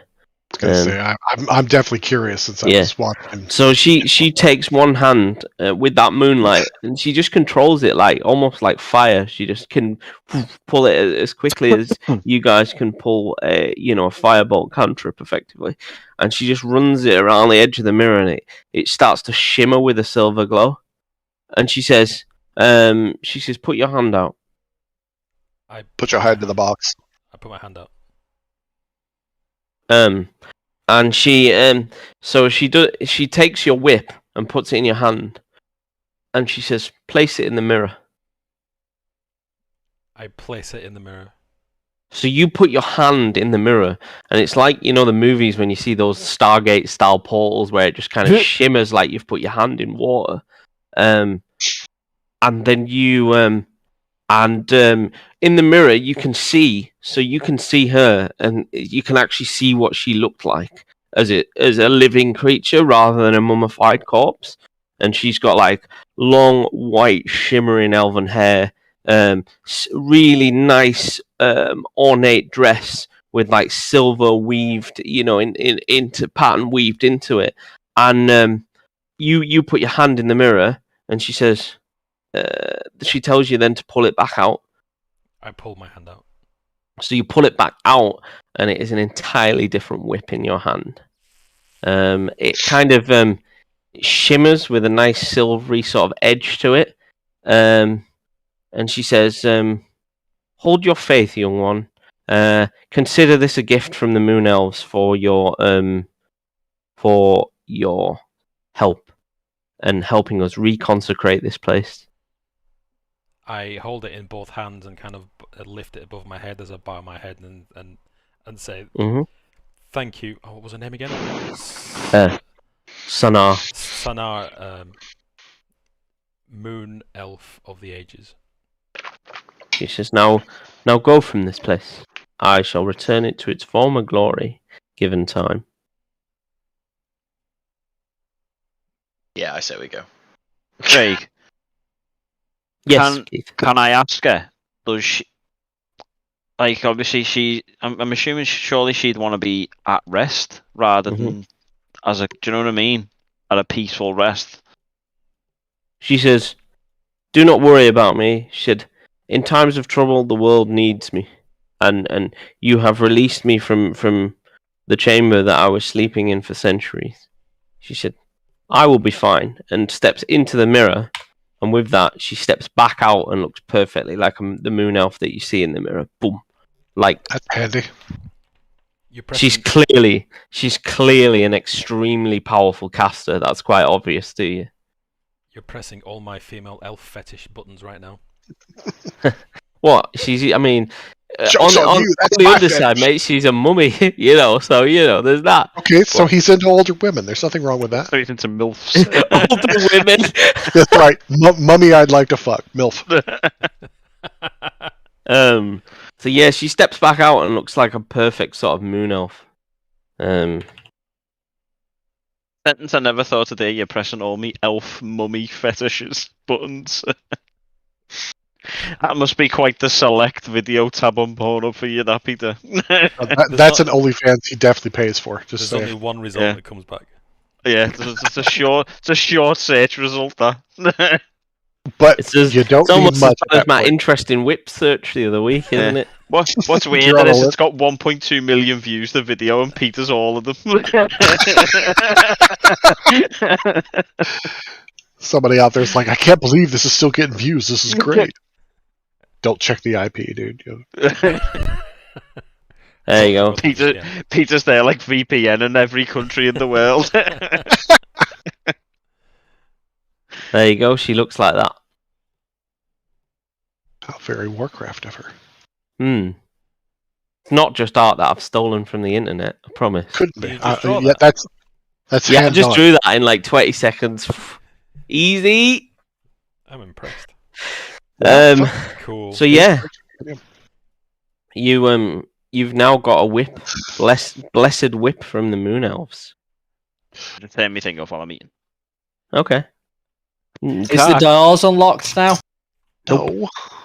None of them, so we've got to go back up the hall. Yep. Okay. Yeah, she won't even let us out the door down here. You know, what a great bitch.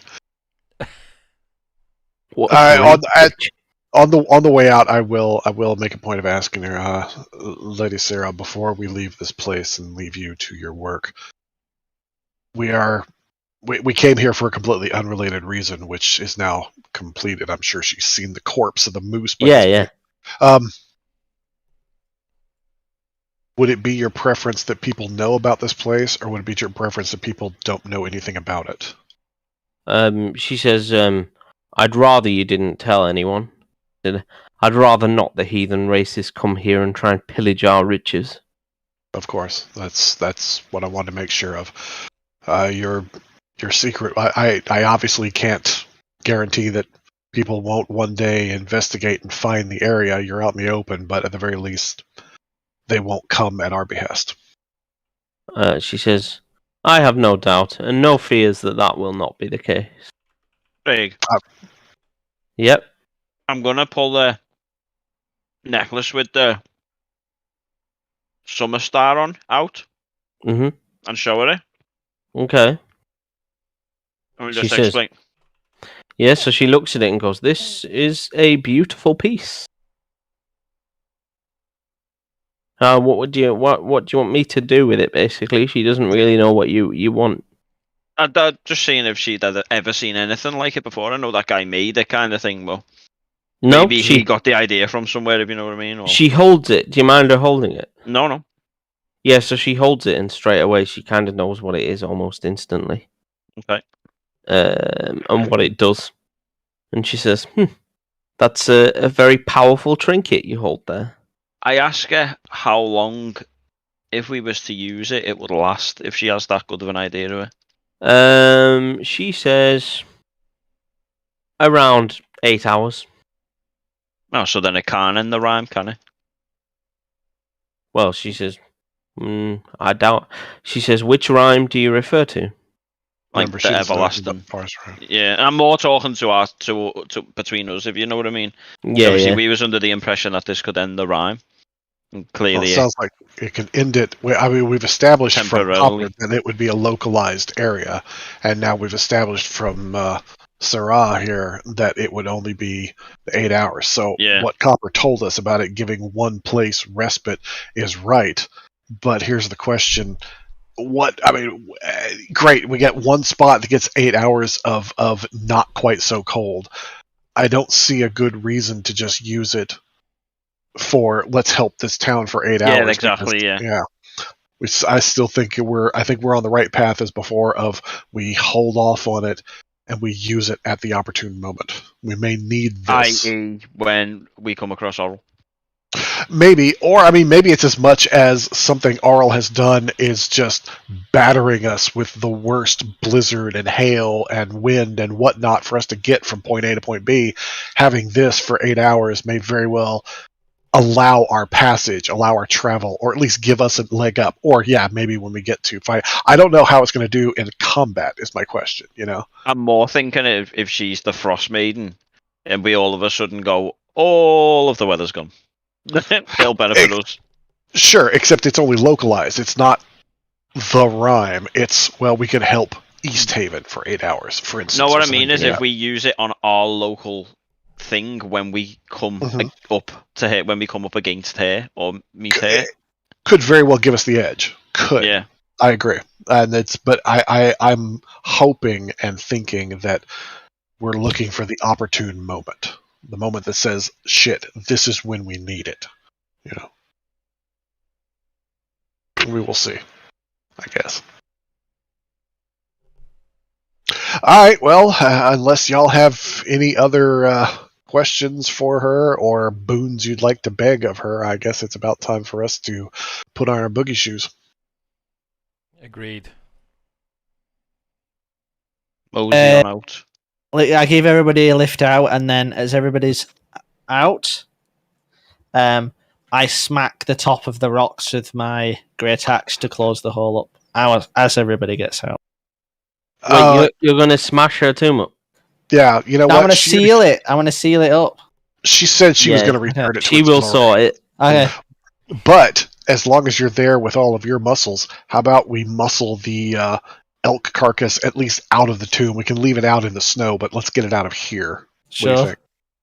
I mean, it's a nice show of respect. Yeah, sure. We can drag this out. Yeah. All right, so we'll drag the elk carcass out here or something, at least so it's out of the tomb. Excuse me, sorry. Excuse. So yeah, she appreciates that, just that small amount of support that you do. As the last of you leave the tomb, it feels like an earthquake is happening, and you kind of you steady yourself, yeah, and the whole thing just starts to seal itself and disappear under the snow. Make some mental notes for a really, really good song about all this, and promise myself I'm not singing it for at least 50 years. Fair. That's fair. I'm not risk anybody trying to track it down, but I'm remembering it. I'm definitely writing it in my head. You just don't have to give distinct locations, or you might even just change the location where you claim it is. I'll be doing a lot of that anyway, but I promised her nobody would by our behest. I'm not taking any chances. Save that for my retirement. Okay. All right. Well, I mean, we've got artifacts of the elk, or moose, or whatever the hell it was in the end. We've got artifacts of the elk to prove that we took care of the problem. I guess if nobody has anything else going on, we head back to Lonelywood. Yes. Yep. To Lonelywood. Can I get a perception check From everyone. From the guy at the front? So that's the guy that chucked it. So we're going to say Bramar. Okay. Right? Yeah. You get there fine. And no issues, because it's actually not that far from Lonelywood. This place. It's almost like weirdly like you stepped into an extra dimensional space, in that you find it odd that nobody's found this place before. Maybe, I don't know, maybe there was some other ancient elven magic that was keeping it somewhat hidden or something. I'm not questioning. Do we level up after this encounter? Calm down, Inch. I will tell you when you level up. That's probably one of my favourite places I've ever been to in D&D. Yeah? I would return. 10 out of 10 would return. 10 out of 10, you're going to leave it at TripAdvisor. TripAdvisor. Just gonna put that on Air D&D, you know. D&D, I like it. Very good, Frank. Very good. So yeah, you return to Lonelywood to collect your reward. I want to leave one of them like 1-star TripAdvisor reviews where the idiot goes like, "Wouldn't go again. Dumb broad wouldn't open the door for me." Owner would not unlock the door. Yeah. Smelt of pumpkin spice and Ugg boots. I can't have a serious moment with any of you lot. No, you can't. You're out of luck. Sorry. Oh god, yeah. Well, sometimes. Usually you try and have a serious moment, and then the dice just go no. Next time, roll your dice, Peter, and then make your epic speech off the back of what you've rolled. Yeah, definitely. That way you don't look like a twat. You say something and then go, "Oh shit." And if you roll like a 1, you can just go, "Oh shit, me knee." Oh, my lumbago. Yeah. Like a Peter Griffin where he goes, Yeah, basically. Okay. Yeah, that was definitely an unfortunate moment for Palace right there, to sound really cool and to look like a duffer. It was unfortunate. Yeah, I fucking hate dice. Again, it's like Palace's thing now. Roll your dice first. Yeah, always roll. When he rode in and fell off the horse. That was a nice touch. That's true. Palace. It was an elk he fell off of. I just rolled nat 1s on dismounting. No, I didn't. It was on hitting.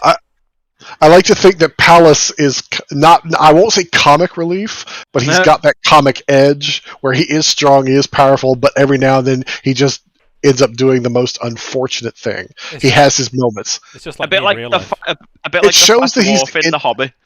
It shows that he's fallible. You know, it makes him a real character. It's got depth. It's okay. Who's the fat dwarf in The Hobbit? Is it Gloin? Well, to be fair, the fat dwarf does not narrow it down, but you're thinking Bumba. Yeah. who was the best, goddammit. Had no lines, he was totally underrated, but he had the best horn playing. Does Bomber say nothing? Not a fucking word. Very few of them do. Yeah, Sure. but he pointed. He got his moment with the horn, and that was all it took. And the barrel scene when he just goes into a whirlwind and the barrels, Frank. Yeah, true. That's quality. So, Oh, wait, hold on.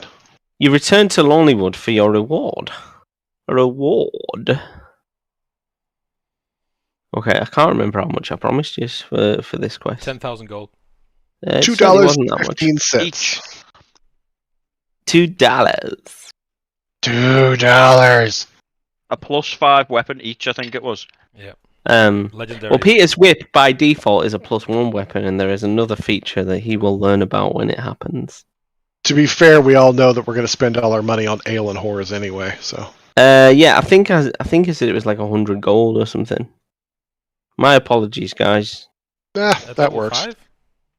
Is it each? Well, this is what happens when you go back and do quests that aren't really designed for level 5. Level 1 quests. Yeah. When you just want to wander around every town and do everything available to you. All right, well, probably not going to get much for that.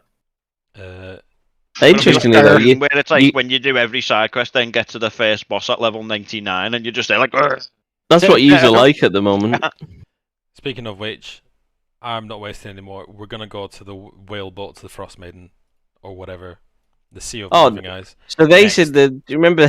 I spend my reward on ale and horse. Seems fair. Let's be honest here. Seems fair. Yeah. All right, so seriously, we go back to Lonelywood. We say, "Hey, rejoice! We have defeated the raiding animal. Here's his look. We have his antlers and his skin to prove that he's dead. Dig us." Oh dear. Yeah, so you go back. They give you the money as promised. So you get 100 gold between you. So it's a nice chunk of change, 20 gold each. Sure. And yeah, Peter wants to go to Andrix Bell. Well, I mean, where they to be said fair, that's the dock where the sailors said they knew the closest point to the Dark Duchess. And yeah, I was going to say that's our only lead right now. So, what's it called again? It's referred to as Andrix Bell, which is the docking point. ANDRIC. Let me see if I can find it. I'm not going anywhere near some random bloke's bell. Yeah. Hey now. I said Bell, not Bellad. Come on. I quit. Yeah. Don't make him quit. That means I do another horror thing, and y'all were all damaged from the last time I ran one. Yeah. So I'm just saying. Can you see all of this? Yeah. I have to cross the street every time I see an old lady, Frank. Oh God, I'm terrified about what went down in this. You know what? I wish we had. I wish Peter could have done, the let's tape it and put it on YouTube. I kind of wish I had, because it was quite a night. Didn't I? I don't know. Did you?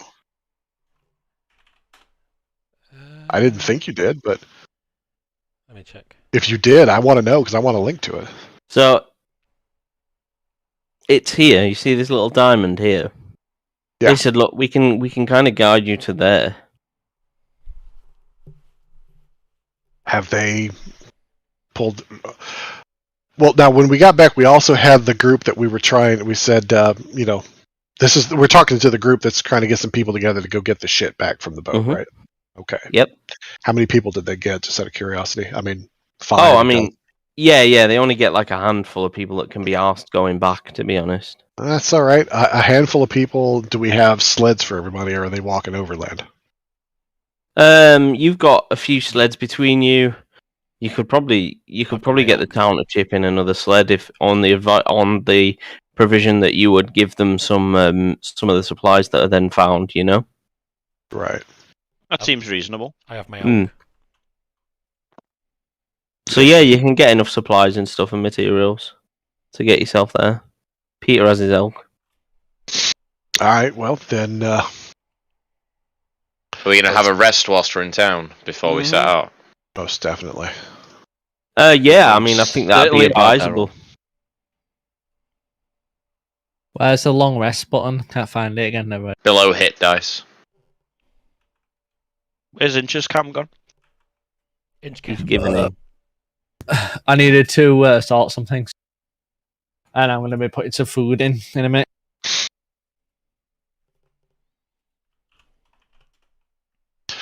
Wireless headphones for the win. Yay! Indeed. Music and still All right. listen. So long rest, get our shit back, get organize these people, and I guess we prep our trek out to the whaleboat. Who is taking lead to the Andrew spell? I can. Okay, can I have a perception check, please? Can't wait for you to fail it. Oh, fuck you, Peter. You failed it. Yeah. So you trek north with this party, and you're going for a few hours, and you're estimated kind of in this area, okay, in the middle of the snow, and a blizzard rolls over, and your vision is very, very limited. You can't see much at all. When suddenly you bump into something. Holy fuck! Frank just shit himself. Sorry, I'll be right back. Okay. Is he alright? Frank literally just shit his pants. Hang about. I'll wait till Frank gets here for this. Alright, I'll go put my food in while I wait for Yeah, do what you gotta do. I'll grab a drink, actually. Let's take a little 5 minutes. Yeah. 5 minutes. I'll just sit here on my own. I got you, boo. Be right back. It was good, that little puzzle, wasn't it? It was. Back. I enjoyed it. It's a good look. It's like, I joke and say you go back and do all the level 1 stuff, but then some of it's really fucking interesting, and I didn't want to just leave it out. Is everything okay, Frank?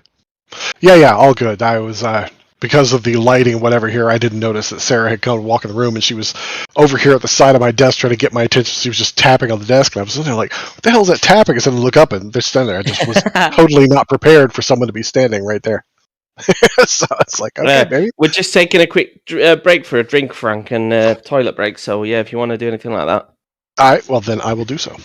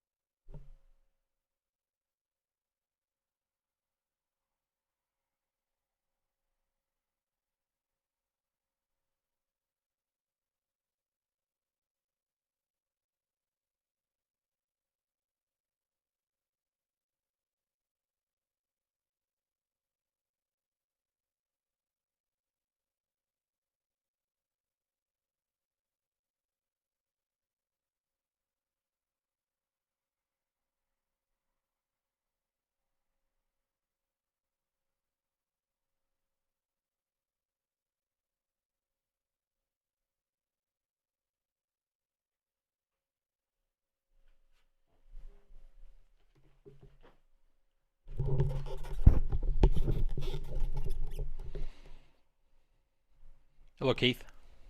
Hello. Hey, number 1. Hey, number 2. Is Frank back from his episode? He come back and then he... Craig said we were having a little break, so he said he'll go and get himself a drink. Alright.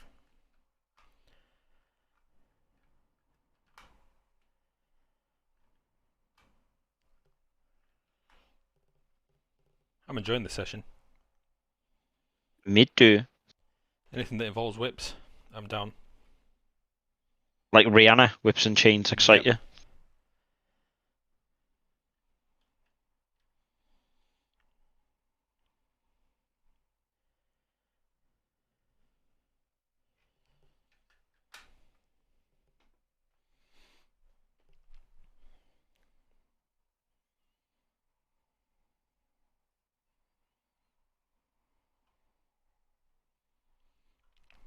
Where's the any key?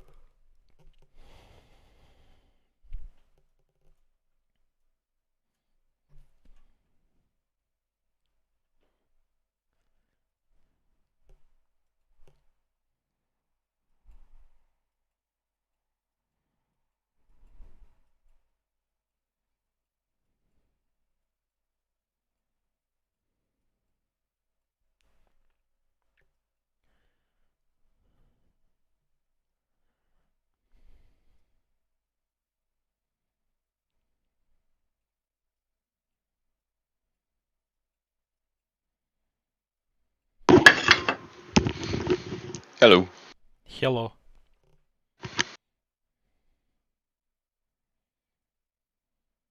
Shalom.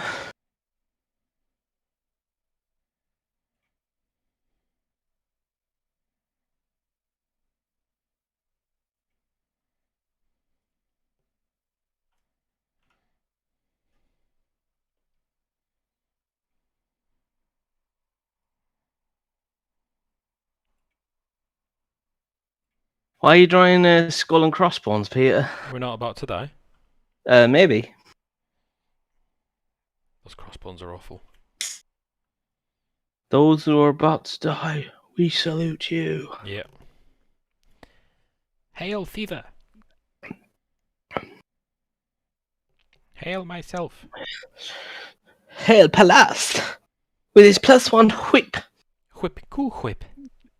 Cool whip. Why are you saying it weird? Why are you saying it weird? What, cool whip?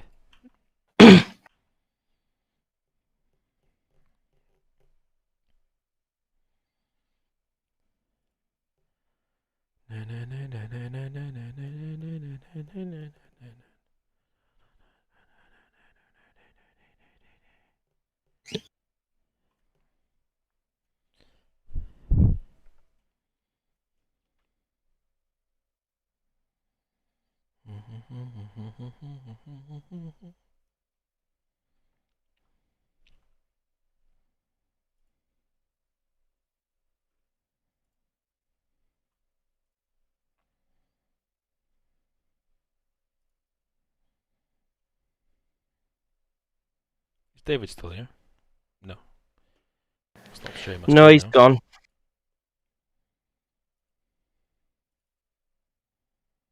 I'm back. I'm still cooking, but No worries. Cooking with gas.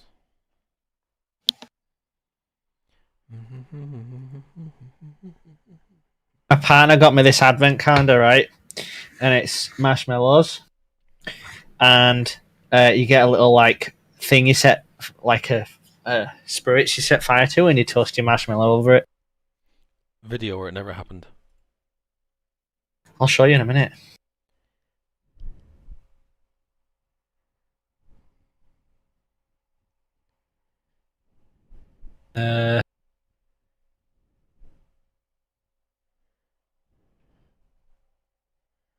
Of course it says naked.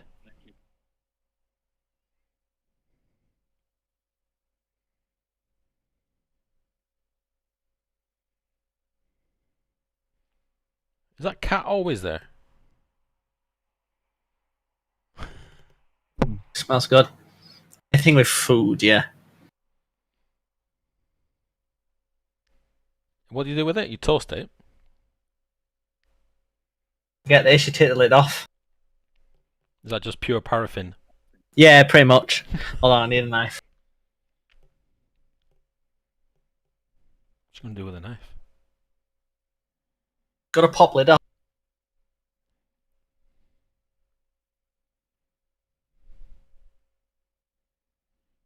Inch's fire alarm goes off.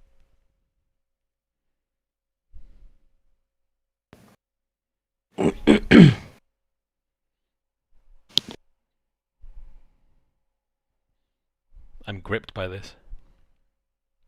I'm on the edge of my seat. That's cool. That's marshmallow, is it? Never seen brown marshmallow before. It's already like that. It's gourmet. I think that'll do. Alright, back. Just in time to watch Inch sexually Uh-oh. eat a marshmallow.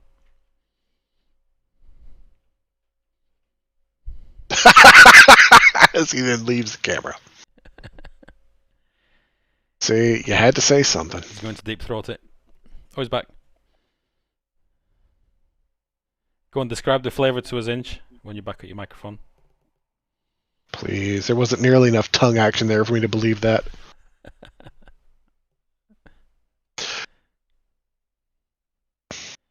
Now, okay, so as long as we're paused here, I looked over where you were showing the macro, where you talk about the macros, and I did find the one for Rage.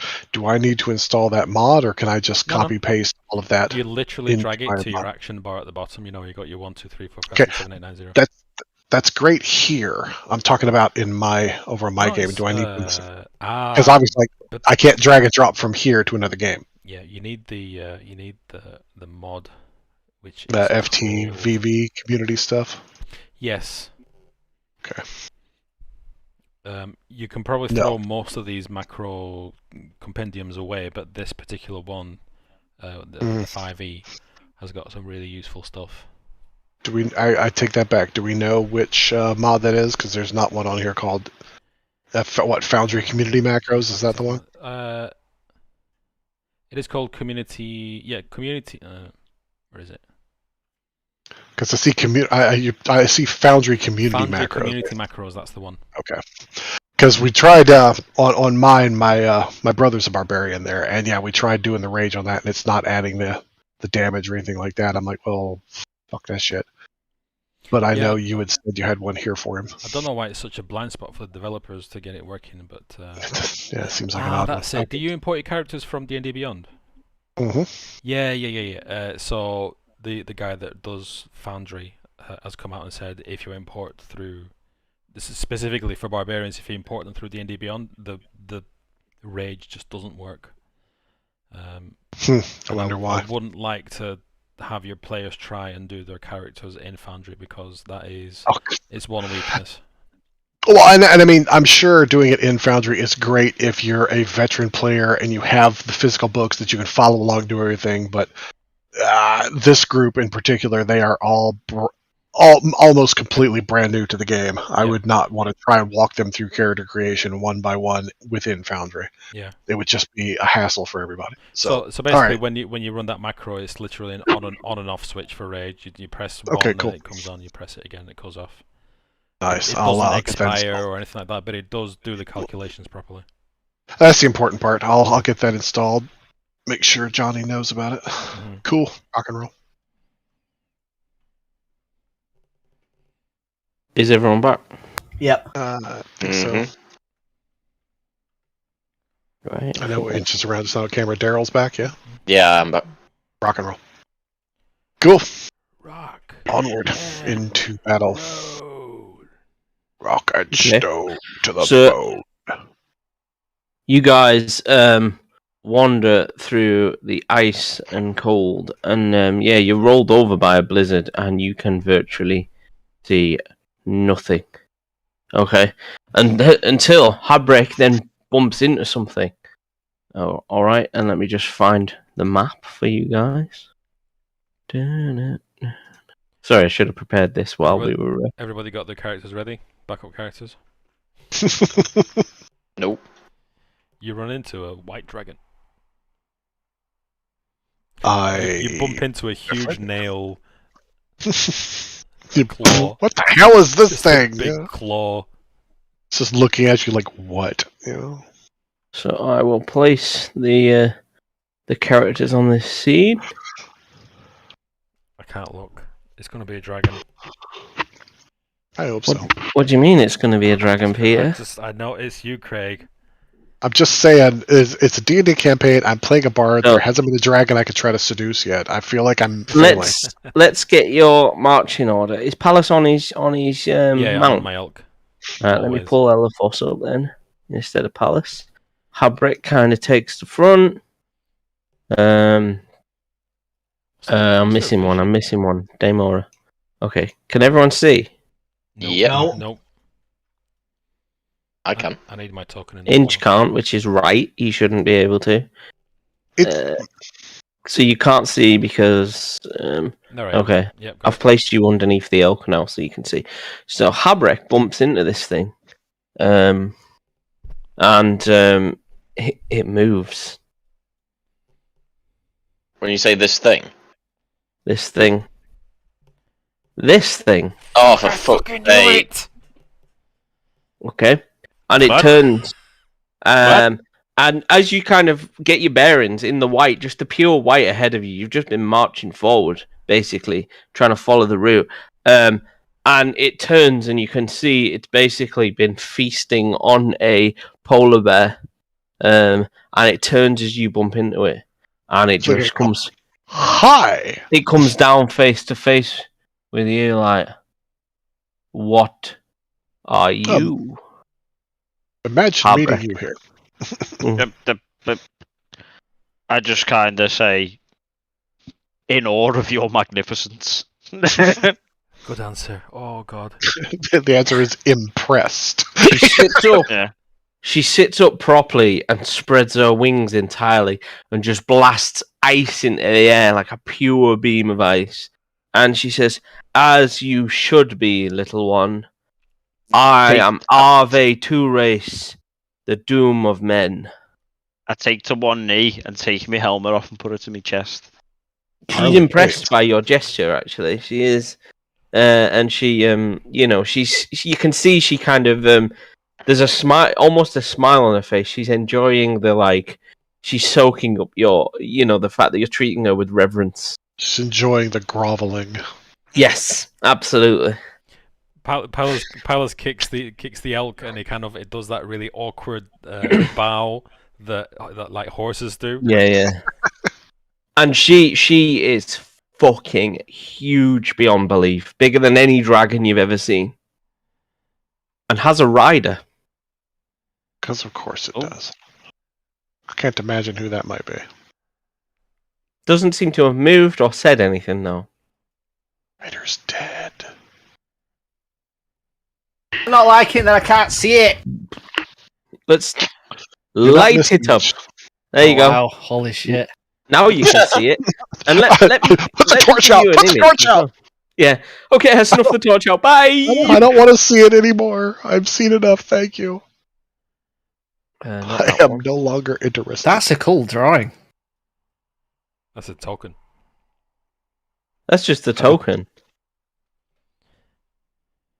That's not even like the standard white dragon doesn't even do Arva race justice. She is fucking massive. I say, who is it that is so worthy to The be given- esteemed rider. Yeah, to be given the honor of riding on your magnificence. She looks over her back and says, "This is Meltherond." And I do the same to him or her. No gesture is returned from the back of Arvituris. I mean, you don't have to fucking gesture to anyone when you're fucking riding a dragon, do you? No, you don't. Also, also true. You are immediately better than everyone. You literally just stroll into every encounter like the following gif. Like, hi, I have a dragon. Fuck off. You wouldn't wave at an ant. That's true. That gif just sums up how it's... Pretty much.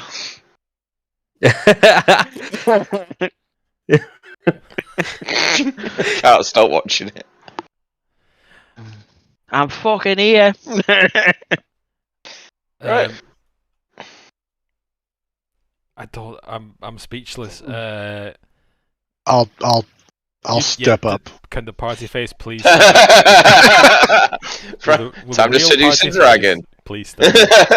Go walk up and go, well, hello, sexy. Oh, There we go. I found an image for you. What's a nice dragon like you doing in a snow blizzard like this?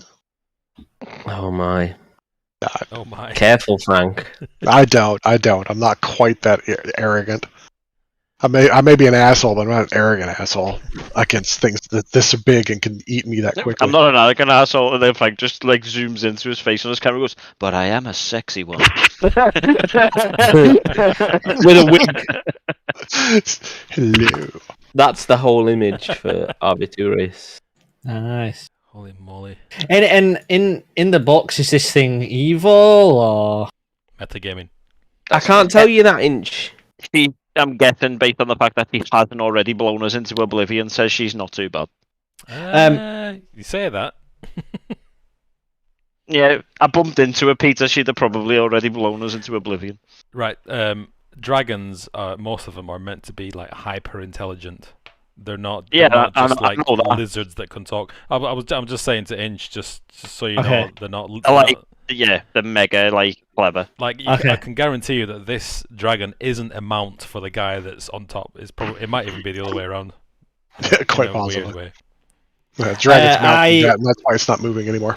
I would like to say Almighty One, taller than the biggest mountains. I believe you are. You've all lived in. Hang on, sorry, Inch. You've all lived in Icewind Dale, right? Almost all of you. Yeah. You all will know who Arbitrarius is. You've all heard of her. In a good or bad way, me, being against. Oh, in a she could kill you in a blink of an eye kind of way. Okay. Apex predator So- of the region. Yeah, basically. I approach cautiously and say, Almighty One, I have an item of which I believe you are the only being in this world that could potentially graciously assist me. And I pull out the metal, I get on my knees and hold it above my head with my head bowed and said, is this an item which you've seen and potentially melded into an object before? She looks down at you like you are something she's just shit out. Your trinkets are of no interest Damn it! to me. All right. And she says, why would one as mighty as myself want to help such a small ant like you? Wow. I'm really easy to crush. Here. And all the time we've been here, we've lived here, we know who Arbitrarius is. This is not a surprise. And being an occasionally poetic term type than others, do I know any particular titles, descriptions, or honorifics associated with Arbitrarius? You know that sailors refer to her as Icing Claws. She's sometimes referred to as the White Death. Yeah. Nice. Generally, anything along those lines that will big her up and make her sound deadly, she'll probably quite enjoy that. All right, then. Once Inch has been thoroughly chastised and backs away. Mm-hmm. Yep. Well, her personality is she was more intelligent and patient than other white dragons, but also vastly more sensitive. Oh, you're reading the wiki, are you, Inch? Yeah, well, I didn't have a fucking clue what this thing is because I haven't read the books. Then just wait and find out, Inch. Not everybody knows what the White Arbitrarius is. Wait, I thought everybody here but me had played D&D before I read the Played, book. but doesn't I mean haven't. you've met every We dragon in haven't existence in the This lore. character Yeah. before. I also I haven't would played not Inch. begin to believe the extent of lore and worlds involved with D&D. Yeah, Trust you me. can't know all of it, mate. You just kind of like we know generic things about generic dragons, but then there's dragons in the world who have She is such intelligent. vast reputations and lore behind them. She is But then intelligent, and she is patient, Inch, to the fact that she hasn't just eaten you. Yeah. Let me describe it to you, Inch. The first time I came across, and last time I came across a white dragon, I walked into a place, a dragon appeared, it blew its breath at me, and I had to roll a new character. Yep. That's the extent of my knowledge of white dragons. About Are you what you alright, need to Peter? know. Are you okay, hon? I'm worried Peter might have PTSD right now. I'm Yeah, having flashbacks right now. Well, at least you don't have to ask him who hurt you. We know who did. It was another white dragon. And that I'm was just a gonna- young white dragon, you know. This Is an ancient Aventurist one. is, yeah. Aventurist is, yeah, she's been around for a long time. You can tell she's scarred and marked and has clearly been in many other scraps with various, well, what you can only assume are other dragons. Because, well, nothing really phases the apex predator, does it? Not so Other much. than that, yeah. All right. I'm gonna say to her as I'm still on me thing with me helmet to my chest. I'm gonna say, our apologies, O Grand One, for interrupting your feast. If you will permit us, so we will leave your gracious presence. It has been an honour to behold you, and She I will says- tell my children and grandchildren and great grandchildren of this honour. If your balls don't freeze off before you can have them. Can I have a perception check from you, please? From both you, Bramar and Harbrek, actually, both at the front. So yeah, you notice not once has this rider moved, and you find it quite hard to see because it's still firmly blizzard weather, but you think he might be dead. Yeah. Okay then. Nobody ask about it. I'm not. Yeah, I'm fairly updated. We didn't mention it. Say nothing. Yeah. Don't The care. elephant in the room can remain firmly in the room. Yes, sir. Yeah. That can of worms is staying closed. Just like so about the dead guy on your back. All right. Palace is going to say, "Oh, great white one, how may we serve you?" She says, Actually, I might have a job for you. Oh, Well, this is going on my She says- CV. She says some rotten interlopers have been feel they are worthy of touching my hoard, and to be honest, I've not felt it really needed my attention until, well, I had somebody who could go and do it for me. I'm not quite the youth I once was, as she kind of shakes the snow off her back a little bit more. So she says to you, if you can clear these interlopers out without touching my treasure, then I will reward you. Consider it done. Okay. She says, she says, my hoard is on a ship at the bottom of the sea of the moving ice. Bottom. She says to you, carry on to Andrew's bell. She said, ring the bell and there will be someone there that can take you. Palace bows his head, Hmm. nudges the elk. Yep. It shall be And done. she said, so you guys look back and the townsfolk have all absolutely shat it and ran away. So there's just there's a couple of sleds just sitting there in the snow, basically, like they've been left.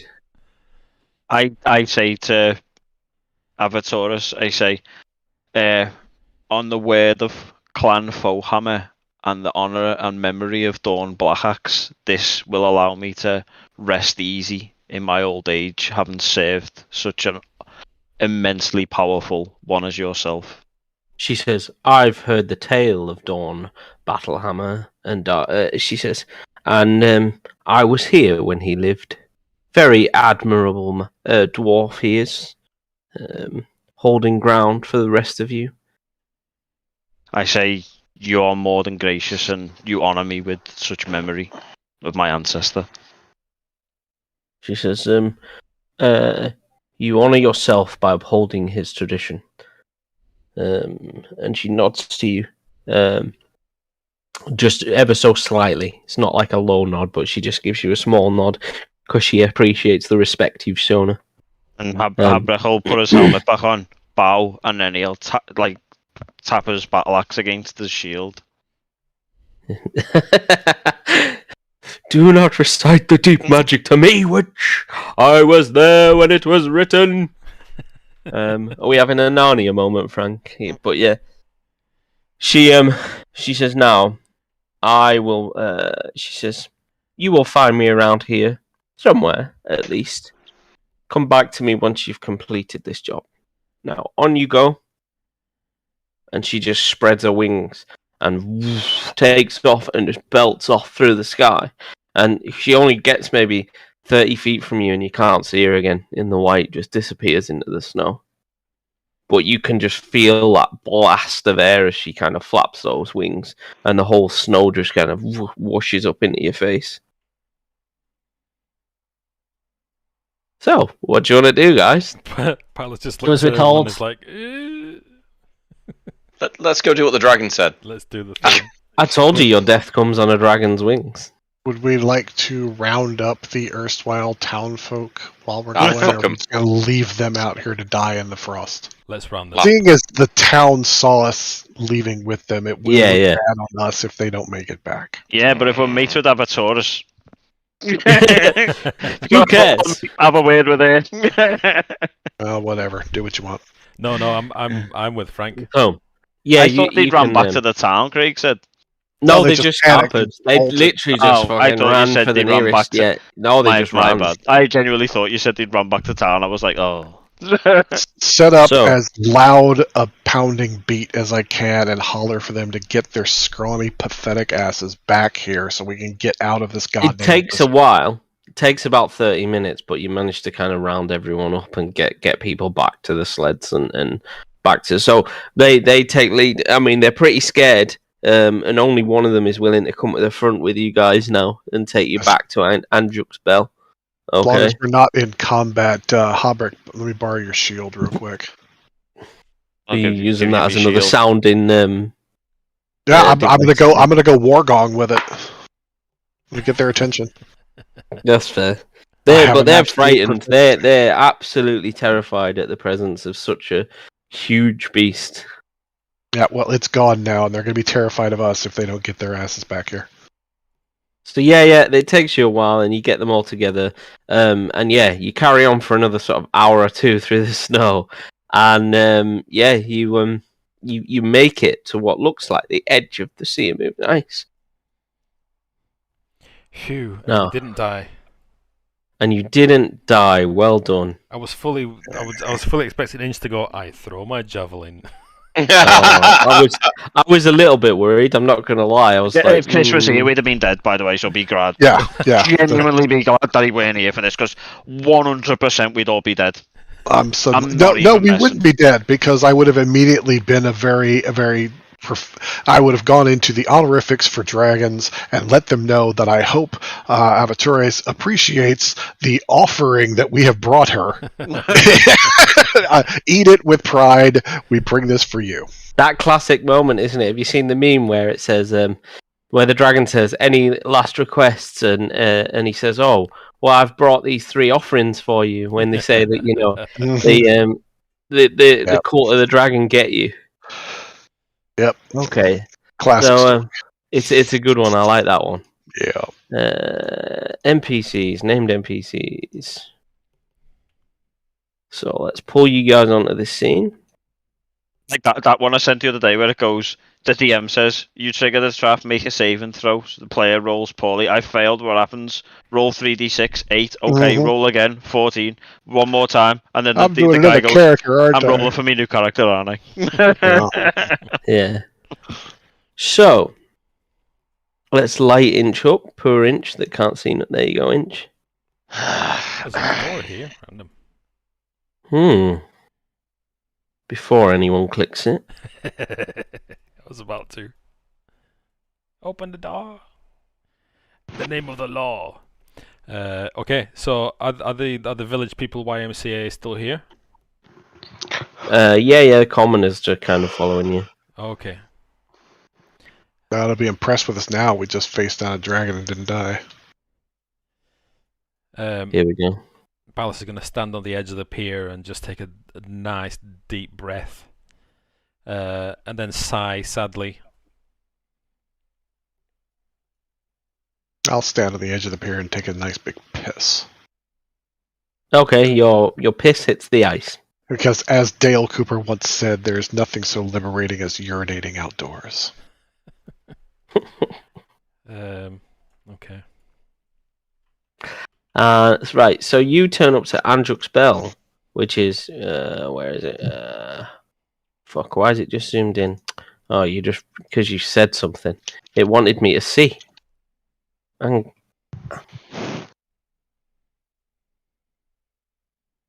let's have a look. There we go.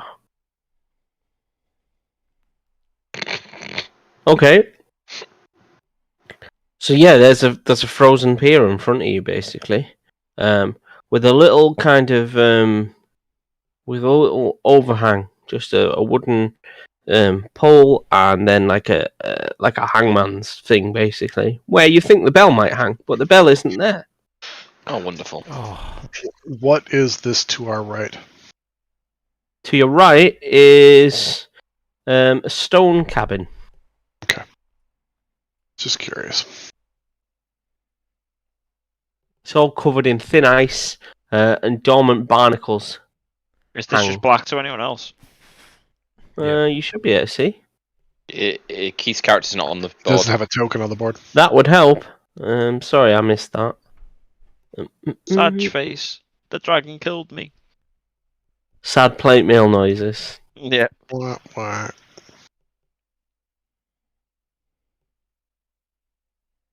Flipping heck. Where is he? Where is he? There he is. Harbrick Forehammer. There you go. Now can you see? Yep. So yep, this is Andruk's Bell, the pier. And yeah, the bell doesn't seem to be present at the moment.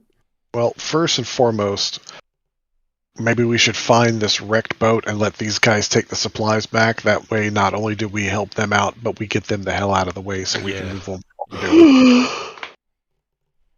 Dragon's thinking much longer timelines than we do. I think we can spare an hour for this, you know. Oh yeah, they entirely do. You're right. Similar to the likes of elves, they, Yeah. you know, they live for so long that it matters not, you know, an All hour. right, so first things first, turn to these guys and go, okay, where is this cargo? Let's get this going. As you now know, we kind of have other things we have to do.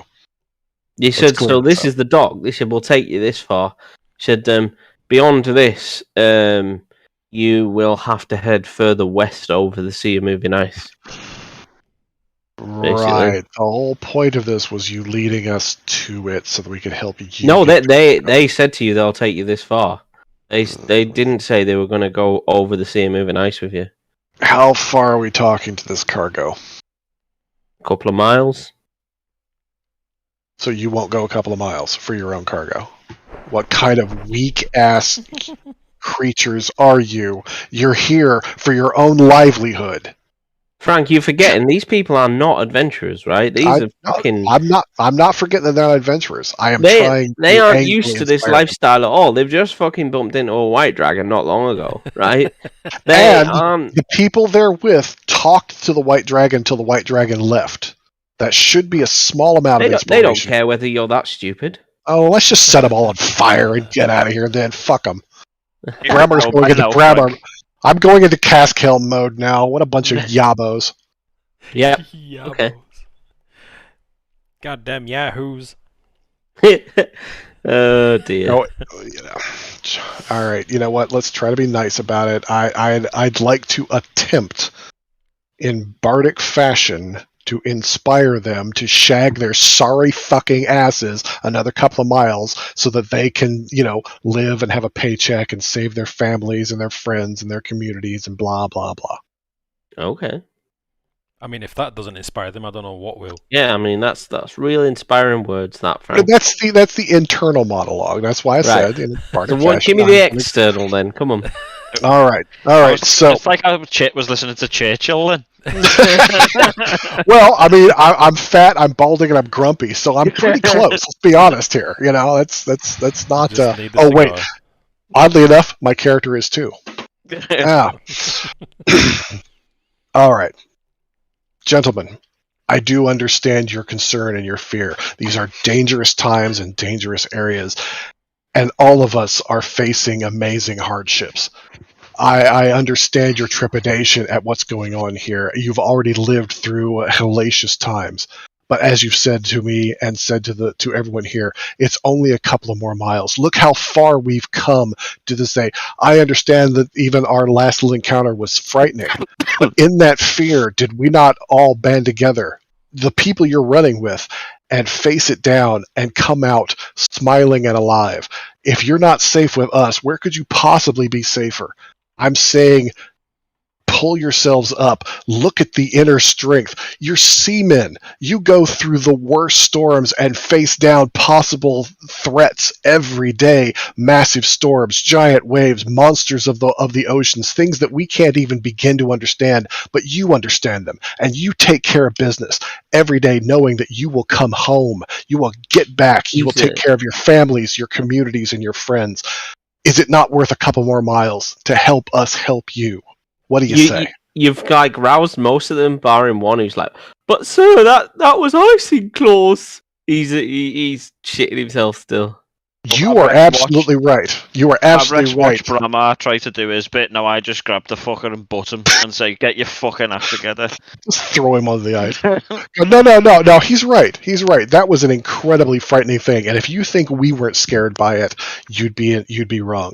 We were terrified. Who couldn't be terrified at that? And yet, did you not see that with the right attitude and care, even something as frightening as a mighty dragon like Isingclaw can be handled? This isn't anything like that. You lived through that. That is something that, just like my friend says, you will tell your children and your grandchildren. You will go one day to glory knowing that you had that encounter and lived to tell the tale. Now, aren't you looking forward to getting back to town and telling those people that you did this? So what do you say? They're all roused. They're like, "Huzzah!" So let's get out there in the eyes and get your shit so you can go home. Yes, Frank, right. And they're all, they go, right. You've given them a new kind of lease of life. You know, after trudging through the snow for a long time, they're all a bit cold and a bit tired, a bit grumpy, and they've got this far and they were kind of ready to draw the line. But then you've managed to kind of rouse them into carrying on going, basically. Good. Turn away so they can't see me, pull out my flask, and take a long, hard pull. Jesus Christ, these fucking people. I mean, it's all relative, do you know what I mean? You've got to remember that these people are just frightened. They've suffered under the Frostmaiden for such a long time that everyone's a bit browbeaten and a bit down and a bit... Well, apparently, if they don't get their act together, they're going to be beaten about the brows and shoulders by Habrick here. So, Habrick's not pissing about, is he? He's just like, well, I'm just going to... And I'm not saying that I'm just going to, stand idly by. I will probably help. Listen, Habrick there, like, what happens on the ice stays on the ice. You've just seen, when it's someone worth showing respect to, like Avasaurus, Habrick will fucking show his respect. But when some little dickhead won't listen and do as he's told by someone who's better than he is, and more experienced to just do his job, then he'll get a fucking under the ice. I didn't try and headbutt fucking Avasaurus, did I? You show respect to that. Not this time, no. Good fucking luck to you if you did try that. Well, to be fair, you couldn't miss. It's a big head. Yeah. But the point is, Habrick shows respect when it's deserved. Mm-hmm. So yeah, if one of them people's brave, Craig, or whatever, they'll get respect. But being a shithouse gets you nowhere with Habrick. They're all shithouses now. They're all just a bit. But at least they're inspired shithouses now. So they are inspired. Let's get this show on the road. Okay. So, like, you get beyond Andruk's Bell and start to head across the really thick ice. To be honest with you, super thick ice. Good. You could literally all jump up and down it and do nothing. You could probably smash it with a hammer and it'd do nothing. It's that thick, right? Let's not test that theory.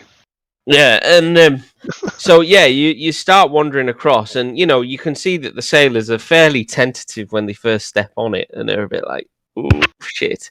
Well, then after 5 minutes or so, they just treat it like normal concrete that they're walking on it, and because it genuinely feels that thick and tough. It is slippery, of course, but and takes longer than usual to traverse that sort of distance. But the sea and moving ice eventually just seems to like stem out as far as your eye can see, just frozen and featureless, like a white desert, pretty much. Just never ending, white, smooth until after a couple of hours in the distance you see the shape of a ship peer up on the horizon. And the ship is just you get closer and closer, and eventually obviously right up to it, where it kind of creaks and groans as it sits in the ice, sticking out before you. But the ship definitely isn't as abandoned as it certainly originally seems. How so? You can see an ice troll chasing a herd of seals across the ice. A what? Ice troll? Yep. Alright, so firebolt? At range? What do you say? I mean, if we hit some seals, that's just meat and blubber and skins for us, but... How far is it? Give or take? Can we work? Let's have a look. Hang on, maybe it's a good ice troll.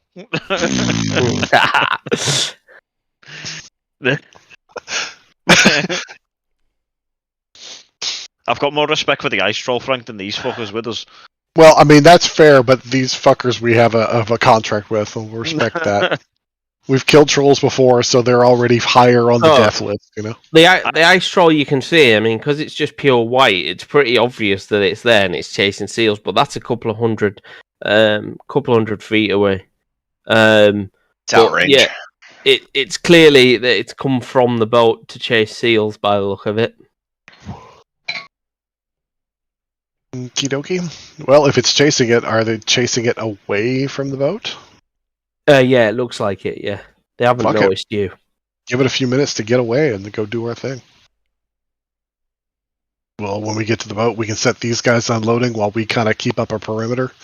If the troll gets close, great. If not, we get the fuck out. What do you say? Sounds good to me. Yeah. You guys rock up to the Dark Duchess. Why don't we put Palace and Inch on perimeter control, watching that. Hobbrick can back them up. Demora and I can stay up on the deck for range and buff. We'll just keep an eye on that while these guys start unloading the shit. So, because this place is in fact inhabited, and it's quite clear, I'm going to pull you up to the Dark Duchess and leave it there, because that will take quite some time. But yeah, I think that's been a good one, guys. Like it was good to have you meet RV2 race and do some interesting stuff. It was good to do the Elven Tomb. I really enjoyed that. That was really good. So I think we are heading in the right direction now. I think That was a really good one, Craig. I'm not gonna lie, though. Great. Bit of poo did come out with the dragon. I must admit, I have been, since I read the book at the very start, when I read the whole section with RV2 race and you know, all the stuff she does and can do potentially, I was like, God, I can't wait to use this. You know? When you're just like, oh my God. So can you guys see that? There we go. Yeah, okay, the vision's about right. Yeah, you can see what you need to be able to see. And it's correct. Yeah. I can see about this. You should be able to see the main deck, basically, from the boat in the ice. Still at Angelic Bell. Yeah, I can see there. Oh, I haven't activated it. What a dickhead. Yeah, I was gonna say, I don't see There shit we go. Oh, I've pulled you up to the main deck of the Dark Duchess. You're not on board yet. You've kind of just rocked up at the side, but we'll kind of take it from there for next session because, yeah, it'll no doubt take a little bit. As you can imagine, there's going to be a little bit of combat. So just a little. Just a little bit. Who knows? Who knows what might be bored in this? You know? Dragon claws, ice claws, by any chance? No. Thanks for a good session, all. But I'm gonna go to bed. Cheers, Daryl. Thanks, man. I'll see you all later. How much experience do you get for living through that encounter? Fucking hell. Inch. Inch playing Warcraft there. I must Literally. get loads for speaking to that dragon. Yeah. I'm quite excited with this.